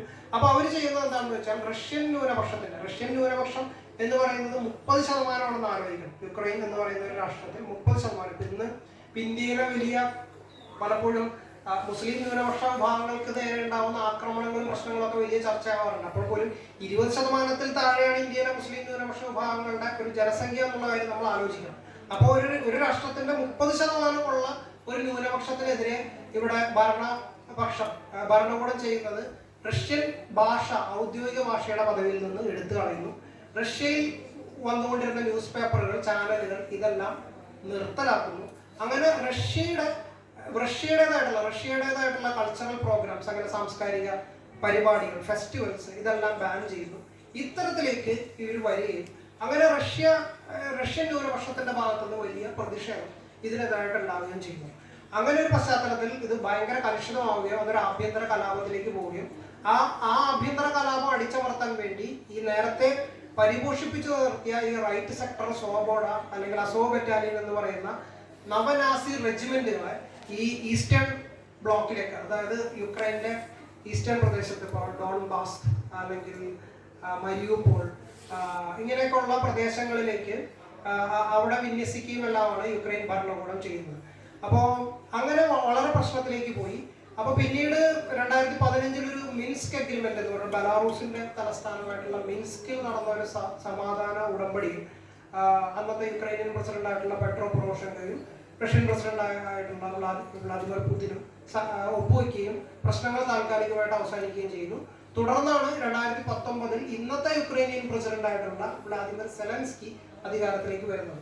അങ്ങനെ വ്ളാദിമിർ സെലൻസ്കി അധികാരത്തിലേക്ക് വരുമ്പോൾ സംഭവിക്കുന്നത്, അദ്ദേഹം ആദ്യം ഈ റഷ്യൻ ന്യൂനപക്ഷങ്ങളുടെ പ്രശ്നങ്ങൾ കൂടി രാഷ്ട്രം അഭിസംബോധന ചെയ്യേണ്ടതുണ്ടെന്ന് പറഞ്ഞുകൊണ്ടുള്ള വളരെ മോഡറേറ്റ് ആയിട്ടുള്ള അല്പം പ്രോഗ്രസീവ് ആയിട്ടുള്ള ഒരു ക്യാമ്പയിനാണ് മുന്നോട്ട് വയ്ക്കുന്നത്. എല്ലാവരെയും ഉൾക്കൊള്ളിച്ചുകൊണ്ട് ഒരുമിച്ച് പോകും, റഷ്യയായിട്ട് നല്ല ബന്ധം സ്ഥാപിക്കും, അങ്ങനെയുള്ള പല ക്യാമ്പയിനുകളും അദ്ദേഹം മുന്നോട്ട് വെച്ചു. അപ്പോൾ അദ്ദേഹം അതിനു മുമ്പ് ഒരു സീരിയൽ നടനായിരുന്നു എന്നുള്ള കാര്യം ചിലപ്പോൾ നിങ്ങൾ പലരുമൊക്കെ വാർത്തകളിലൊക്കെ വായിച്ചിട്ടുണ്ട്. ഒരു സീരിയൽ നടൻ, ഒരു കോമഡി ആക്ടറായിട്ട് ഉയർന്നു വന്നിട്ടുള്ള ഒരാളാണ്. അങ്ങനെ അദ്ദേഹത്തിന് കിട്ടിയ പ്രശസ്തിയുടെ ഭാഗമായിട്ട് പിന്നീട് യുക്രൈനിൽ നിലനിൽക്കുന്ന വലിയ രീതിയിലുള്ള അവിടുത്തെ ഒരു പ്രഭുത്വം അല്ലെങ്കിൽ അവിടുത്തെ ഒരു ക്യാപിറ്റലിസ്റ്റ് ക്ലാസ് അതിന്റെ ഒരു പ്രധാനപ്പെട്ട കോടീശ്വരനായിട്ടുള്ള ഇഗോർ കൊളമോയ്സ്കി എന്ന് പറയുന്ന ഒരാളുണ്ട്. അദ്ദേഹമാണ് സെലൻസ്കിയെ പൂർണ്ണമായിട്ട് സ്പോൺസർ ചെയ്ത് യുക്രൈന്റെ ഒരു പ്രസിഡന്റ് സ്ഥാനാർത്ഥിയായിട്ട് അവതരിപ്പിക്കുന്നത്. അങ്ങനെ ഈ പറയുന്ന ഇത്തരത്തിലുള്ള ക്യാമ്പയിനുകളൊക്കെ മുന്നോട്ട് വയ്ക്കുമ്പോൾ റഷ്യൻ ന്യൂനപക്ഷം അടക്കമുള്ള ആളുകൾ, അവിടുത്തെ സമാധാന പ്രേമികളായിട്ടുള്ള ആളുകൾ എല്ലാവരും സെലൻസ്കിക്ക് വോട്ട് ചെയ്യുന്നു. അങ്ങനെ 2019 സെലൻസ്കി അധികാരത്തിലേക്ക് വരുന്നു. സെലൻസ്കി അധികാരത്തിൽ വന്നതിന് ശേഷം സംഭവിച്ചത് ഈ പറഞ്ഞ കാര്യങ്ങൾക്കെല്ലാം ഘടകവിരുദ്ധമായിട്ടുള്ള പല കാര്യങ്ങളുമാണ്. അദ്ദേഹം പിന്നീട് പൂർണ്ണമായിട്ട് ഈ വലതുപക്ഷത്തിനൊപ്പം നിൽക്കുന്നു. റഷ്യയുമായിട്ടുള്ള ചർച്ചകൾ നടത്താമെന്ന് പറഞ്ഞിരുന്ന നിലപാടുകളിൽ നിന്നെല്ലാം അദ്ദേഹം പിന്തിരിയുന്നു. പൂർണ്ണമായിട്ട് പടിഞ്ഞാറൻ മുതലാളിത്ത ചേരിയോടൊപ്പം അദ്ദേഹം നിലയുറപ്പിക്കുന്നു. റഷ്യ ഒരു അധിനിവേശ ശക്തിയാണെന്ന് പറയുന്നു. റഷ്യക്കാർക്ക് എതിരെ രാഷ്ട്രത്തിനകത്ത് റഷ്യൻ ന്യൂനപക്ഷത്തിനെതിരെ നടത്തിയ ഉപരോധങ്ങളെല്ലാം അദ്ദേഹം തുടരുന്നു കൂടുതൽ ശക്തമായിട്ട്. ആ ഒരു അർത്ഥത്തിൽ വീണ്ടും ആഭ്യന്തര കലാപങ്ങൾ വളരെ കലുഷിതമാവുന്നു. അങ്ങനെയെല്ലാം നിൽക്കുന്ന ഒരു പശ്ചാത്തലത്തിലാണ് 2022 അപ്പോൾ നാറ്റോയുടെ മെമ്പർ ആവാനായിട്ടുള്ള നടപടികൾ വീണ്ടും സെലൻസ്കി ആരംഭിക്കുന്നു. അപ്പോൾ വീണ്ടും പുടിൻ അല്ലെങ്കിൽ റഷ്യ ഇതുകൊണ്ട് ജാഗരൂകരാകുന്നു. അങ്ങനെ ഒരു പശ്ചാത്തലത്തിലാണ് 2022 ആദ്യം അവർ യുക്രൈന്റെ ബോർഡറിൽ റഷ്യൻ ആർമിയെ അവർ വിന്യസിക്കുകയും തുടർന്ന് അവര് ഈ ആക്രമണത്തിലേക്ക് പോവുകയും 2022 ഫെബ്രുവരിയിൽ യുക്രൈനെ ആക്രമിക്കുകയും യുക്രൈന്റെ പല ഭാഗങ്ങളും പിടിച്ചെടുക്കുകയും സ്വതന്ത്ര റിപ്പബ്ലിക്കുകളൊക്കെ ആക്കാനായിട്ട് തീരുമാനിക്കുകയെല്ലാം ചെയ്യുന്നു എന്നുള്ള ഒരു സവിശേഷതയിലേക്ക് എത്തിയത്. അപ്പോൾ ഇതാണ് ഇപ്പോഴും തുടരുന്ന ഈ യുക്രൈൻ യുദ്ധം. അതിനുശേഷം യുക്രൈൻ യുദ്ധം അവസാനിച്ചിട്ടില്ല. ഇപ്പോ ഈ പറയുന്ന ഡോൺബാസ് റീജിയനകത്ത് മാത്രം ഈ പറയുന്ന റൈറ്റ് വിങ് ആയിട്ടുള്ള ആളുകളുടെ തീവ്ര വലതുപക്ഷത്തിന്റെ കലാപത്തിൽ 2014 മുതൽ 2022 വരെ മരിച്ചിട്ടുള്ള ആളുകളുടെ എണ്ണം 14,400 ഇത് UN-ന്റെ ഔദ്യോഗിക കണക്കാണ്. ഈ 14,400 എന്നുള്ളത് അത് ഇതുവരെയുള്ള റഷ്യ യുക്രൈൻ യുദ്ധത്തിൽ മരിച്ചിട്ടുള്ള ആളുകളെക്കാൾ കുറവാണ് എന്നുള്ളത്. അത് ഏകദേശം ഒരു 12,000 സംതിങ് വരെ ഉള്ള ആളുകളാണ് റഷ്യ യുക്രൈൻ യുദ്ധത്തിൽ ഇത്രയും കാലം മരിച്ചിട്ടുള്ളത്. അപ്പോൾ അതിനേക്കാൾ കൂടുതൽ ഒരു 6-7 വർഷക്കാലം കൊണ്ട് ഈ ആഭ്യന്തര കലാപത്തിൽ മരിച്ചു. അതിന്റെ പുറകിൽ പ്രവർത്തിച്ചത് ഈ തീവ്ര വലതുപക്ഷ വിഭാഗങ്ങളാണ് എന്നുള്ള കാര്യമെല്ലാം നിൽക്കുന്നു. അപ്പോൾ പിന്നീട് സെലൻസ്കി ചെയ്തത് നേരത്തെ ഓർത്തഡോക്സ് ചർച്ചിന്റെ കാര്യം പറഞ്ഞിരുന്നല്ലോ. ഈ റഷ്യൻ ഓർത്തഡോക്സ് ചർച്ചിന്റെ ആ പാട്രിയർക്കേറ്റിൽ നിന്ന് യുക്രൈനിയൻ ചർച്ചിനെ ബലമായി മോചിപ്പിക്കുന്നു. അതിനെതിരെ പ്രതിഷേധിച്ച മെത്രാന്മാരെയും സഭാധികാരികളെയെല്ലാം അദ്ദേഹം വളരെ ക്രൂരമായിട്ട് ട്രീറ്റ് ചെയ്യുന്ന സാഹചര്യം ഉണ്ടായി.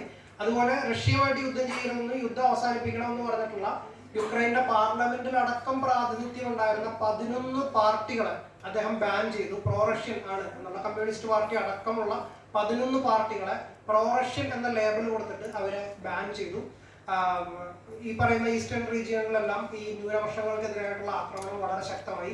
റഷ്യൻ ഭാഷ നേരത്തെ പറഞ്ഞ ഔദ്യോഗിക ലിസ്റ്റിൽ നിന്ന് എടുത്തു കളഞ്ഞു. റഷ്യൻ മാധ്യമങ്ങളെല്ലാം അവസാനിപ്പിച്ചു. റഷ്യയുടെ സാംസ്കാരിക സവിശേഷതകളുള്ള ഒരു എല്ലാ പരിപാടികളും അവസാനിപ്പിച്ചു. അതുപോലെ സെക്കൻഡ് വേൾഡ് വാർ മെമ്മോറിയൽ, അപ്പൊ നേരത്തെ അനിത ടീച്ചർ സംസാരിച്ചപ്പോഴെല്ലാം പറഞ്ഞല്ലോ, ഈ അന്നത്തെ നാസിസത്തിനെതിരായിട്ടുള്ള ഓർമ്മകൾ നിലനിൽക്കുന്ന ഒരുപാട് മെമ്മോറിയൽസ് ഈ പ്രദേശങ്ങളിലെല്ലാം ഉണ്ട്. കാരണം നാസികളുടെ കടന്നുകയറ്റത്തിന് വിധേയമായിട്ടുള്ള പ്രദേശങ്ങളാണല്ലോ ഇതെല്ലാം.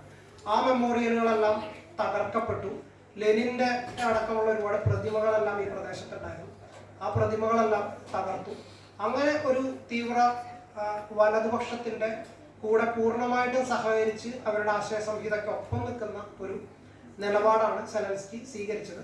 അത് കൂടുതൽ ശക്തമായിട്ടുള്ള യുദ്ധത്തിലേക്കാണ് പോകുന്നത്. ഇപ്പൊ ഇതിന്റെ ഇടയ്ക്ക് ഇസ്താംബുളിൽ വെച്ചിട്ടൊരു സമാധാന ചർച്ച 2023 സംഘടിപ്പിക്കുന്നുണ്ട്. ആ ചർച്ചയിൽ യുദ്ധം അവസാനിപ്പിക്കാമായിരുന്നു. അതിന്റെ ഒരു പടിവാതിൽ വരെ എത്തിക്കഴിഞ്ഞ ആ ചർച്ചയിൽ നിന്നാണ് അന്നത്തെ ബ്രിട്ടീഷ് പ്രൈം മിനിസ്റ്റർ ആയിട്ടുള്ള ബോറിസ് ജോൺസന്റെയും അമേരിക്കൻ പ്രസിഡന്റ് ആയിട്ടുള്ള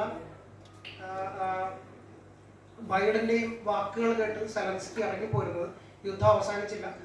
യുദ്ധം ഇപ്പോഴും തുടർന്നുകൊണ്ടിരിക്കുന്നു. ഇടക്കാലത്ത് വെച്ച് ട്രംപുമായിട്ടൊരു അഭിപ്രായ വ്യത്യാസം ഉണ്ടാവാൻ ന്യൂയോർക്കിലേക്ക് വന്ന സെലൻസ്കി, വൈറ്റ് ഹൗസിലേക്ക് വന്ന സെലൻസ്കിയെ ട്രംപ് അപമാനിച്ചു വിടുന്നൊരു സന്ദർഭമെല്ലാം ഉണ്ടായി കഴിഞ്ഞപ്പോൾ അന്ന് പ്രതീക്ഷിച്ചത് ചിലപ്പോൾ യുദ്ധം അവസാനിച്ചേക്കും എന്നുള്ളതാണ്. പക്ഷെ ട്രംപ് അതിന്റെ അപ്പുറത്തൊരു ബിസിനസ് ഡീലായിട്ടാണ് കണ്ടത്. യഥാർത്ഥത്തിൽ യുക്രൈനിലെ ധാതു നിക്ഷേപം വളരെ ചുടുവിലക്ക് അമേരിക്കക്ക് കിട്ടണം എന്നുള്ളൊരു താല്പര്യം ഉണ്ടാകുന്നതിന്റെ ഒരു ബാർഗെയിനിങ് മെക്കാനിസമായിട്ട് മാത്രം ട്രംപിന്റെ ആ ഒരു ഷോ ഓഫിനെ ഉപയോഗപ്പെടുത്തുകയും തുടർന്ന് വലിയ രീതിയിലുള്ള ഒരു മിനറൽസ് ഡീൽ അമേരിക്കയ്ക്ക് വളരെ എന്താ പറയുന്നത് ഒരു കൊള്ളലാഭം ഉണ്ടാക്കുന്ന തരത്തിൽ യുക്രൈനിലെ മിനറൽസ് എല്ലാം ധാതു സമ്പത്തെല്ലാം അമേരിക്കയ്ക്ക് തീരെഴുതി കൊടുക്കുന്ന ഒരു കരാറിലേക്ക് കൊണ്ടുവരികയും ആ കരാറിന്റെ അടിസ്ഥാനത്തിൽ വീണ്ടും ആയുധങ്ങളും സഹായങ്ങളും യുക്രൈന് കൊടുത്തുകൊണ്ടിരിക്കുകയും യുദ്ധം നിർബാധം തുടരുകയും ചെയ്യുന്ന അവസ്ഥയാണ് ഉണ്ടായിട്ടുള്ളത്. ഇതിനെ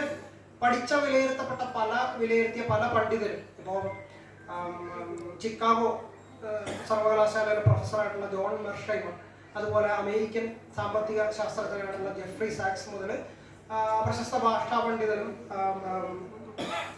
അതുപോലെ തന്നെ ആക്ടിവിസ്റ്റും എല്ലാമായിട്ടുള്ള നോം ചോംസ്കി അടക്കമുള്ള ആളുകളെല്ലാവരും വെസ്റ്റിനെതിരായിട്ടാണ് ഈ യുദ്ധത്തിന്റെ ഭാഗമായിട്ട് പടിഞ്ഞാറൻ ചേരിക്കെതിരായിട്ടുള്ള നിലപാടുകളാണ് ഇവര് സ്വീകരിച്ചിട്ടുള്ളത് എന്നുള്ള ഒരു വസ്തുതയുണ്ട്. ആ കാര്യങ്ങൾ തന്നെയാണ് ഇപ്പൊ നമ്മളുടെ ഇവിടെ നിന്നുള്ള അംബാസഡർ എം കെ ഭദ്രകുമാർ മലയാളിയായിട്ടുള്ള അദ്ദേഹത്തിന്റെ ലേഖനങ്ങളിലും അദ്ദേഹം ആ കാര്യങ്ങൾ ഊന്നി പറഞ്ഞിട്ടുണ്ട്. അപ്പോൾ യഥാർത്ഥത്തിൽ പലപ്പോഴും റഷ്യയെ ഈ യുദ്ധത്തിന്റെ കാരണക്കാരായിട്ടും അല്ലെങ്കിൽ യുദ്ധം തുടർന്നുകൊണ്ടിരിക്കുന്ന റഷ്യയാണെന്നുള്ള രീതിയിൽ പ്രൊജക്ട് ചെയ്യുമ്പോൾ യഥാർത്ഥത്തിൽ സംഭവിക്കുന്ന മറിച്ചാണ്. ഇതിന്റെ പൂർണ്ണമായിട്ടുള്ള അതിന്റെ ഒരു സ്പോൺസർഷിപ്പും ആ യുദ്ധം തുടർന്നു പോകാനായിട്ടുള്ള എല്ലാ കാരണങ്ങളും പാശ്ചാത്യ മുതലാളിത്ത ചേരിയാണ് ചെയ്തുകൊണ്ടിരിക്കുന്നത് എന്നുള്ളതാണ് അതിന്റെ അടിസ്ഥാന വസ്തുത. അപ്പോൾ അവര് ഇതിൽ നിന്ന് എത്രയും പെട്ടെന്ന് പിന്മാറുകയും ഇപ്പൊ ബോർഡർ സെക്യൂരിറ്റി എന്ന് പറയുന്ന കാര്യം രാഷ്ട്രങ്ങളെ സംബന്ധിച്ച് വളരെ പ്രധാനപ്പെട്ട ഒന്നാണല്ലോ. കാരണം ഇപ്പൊ നമ്മളുടെ ബോർഡറിൽ പാകിസ്ഥാനോ നേപ്പാളോ ഭൂട്ടാനോ ഈ രാജ്യങ്ങൾ ഏതെങ്കിലും ഒരു രാജ്യങ്ങൾ വലിയൊരു മിലിറ്ററി പ്രൊജക്ട് നമ്മളുടെ ബോർഡറിൽ നടത്തുകയാണെങ്കിൽ സ്വാഭാവികമായിട്ട് ഇന്ത്യ അതിന് റിട്ടാലിയേറ്റ് ചെയ്യും. അത് വളരെ സ്വാഭാവികമായിട്ടുള്ള ഒരു രാഷ്ട്രത്തിന്റെ ഒരു അടിസ്ഥാന സ്വഭാവത്തിൽ വരുന്ന ഒരു കാര്യമാണ്. ഇത് തന്നെയാണ് മറ്റൊരു രീതിയിൽ റഷ്യയും ചെയ്തിട്ടുള്ളത്. യുക്രൈൻ അവരുടെ ബോർഡറിൽ നടന്നിട്ടുള്ള ഈ മിലിറ്ററി സംഗതികളൊക്കെ ഈ അവരനുവദിക്കാനായിട്ട് അവർ തയ്യാറായില്ല. അവര് സ്വാഭാവികമായിട്ട് അതിന്റെ ഒരു റിട്ടാലിയേഷനിലേക്ക് തന്നെ റഷ്യ പോയി എന്നുള്ളതാണ്. അപ്പൊ അതുകൊണ്ട് ഈ ബോർഡർ ഇത് സംബന്ധിച്ചിട്ട് വളരെ സ്വാഭാവികമായിട്ട് സംഭവിക്കുന്ന കാര്യങ്ങളാണ്. അപ്പൊ ഇത്തരം ഒരുപാട് സവിശേഷതകൾ ഈ പറയുന്ന റഷ്യ യുക്രൈൻ യുദ്ധത്തിന്റെ ഭാഗമായിട്ടുണ്ട്. ആ യുദ്ധം ഇന്നും തുടർന്നു പോയിക്കൊണ്ടിരിക്കുകയാണ്. നമ്മൾ ഇതിന്റെ തുടക്കത്തിൽ സൂചിപ്പിച്ച പോലെ മാനുഷിക മൂല്യങ്ങളുടെ വലിയ ഒരു തകർച്ച തന്നെയാണ് ഇതിന്റെ ഭാഗമായിട്ട് നടന്നുകൊണ്ടിരിക്കുന്നത്. അതുകൊണ്ട് എത്രയും പെട്ടെന്ന് ഈ യുദ്ധം അവസാനിപ്പിക്കേണ്ടത് ഈ ഒരു മാനവികതയുടെ വലിയൊരു ആവശ്യമായിട്ട് തന്നെയാണ് നമ്മൾ മനസ്സിലാക്കേണ്ടത്.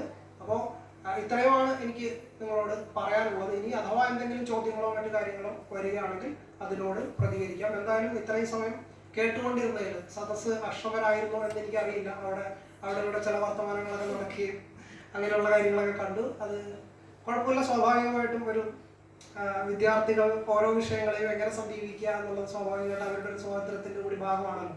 അപ്പോൾ അതിനങ്ങനെ തന്നെ കാണുന്നു. നിങ്ങൾക്ക് എന്തെങ്കിലും ഈ പറഞ്ഞ വിഷയവുമായിട്ട് ബന്ധപ്പെട്ട് എന്തെങ്കിലും സംവദിക്കാനുണ്ടെങ്കിൽ ആവാം. എല്ലാവർക്കും നന്ദി, സന്തോഷം.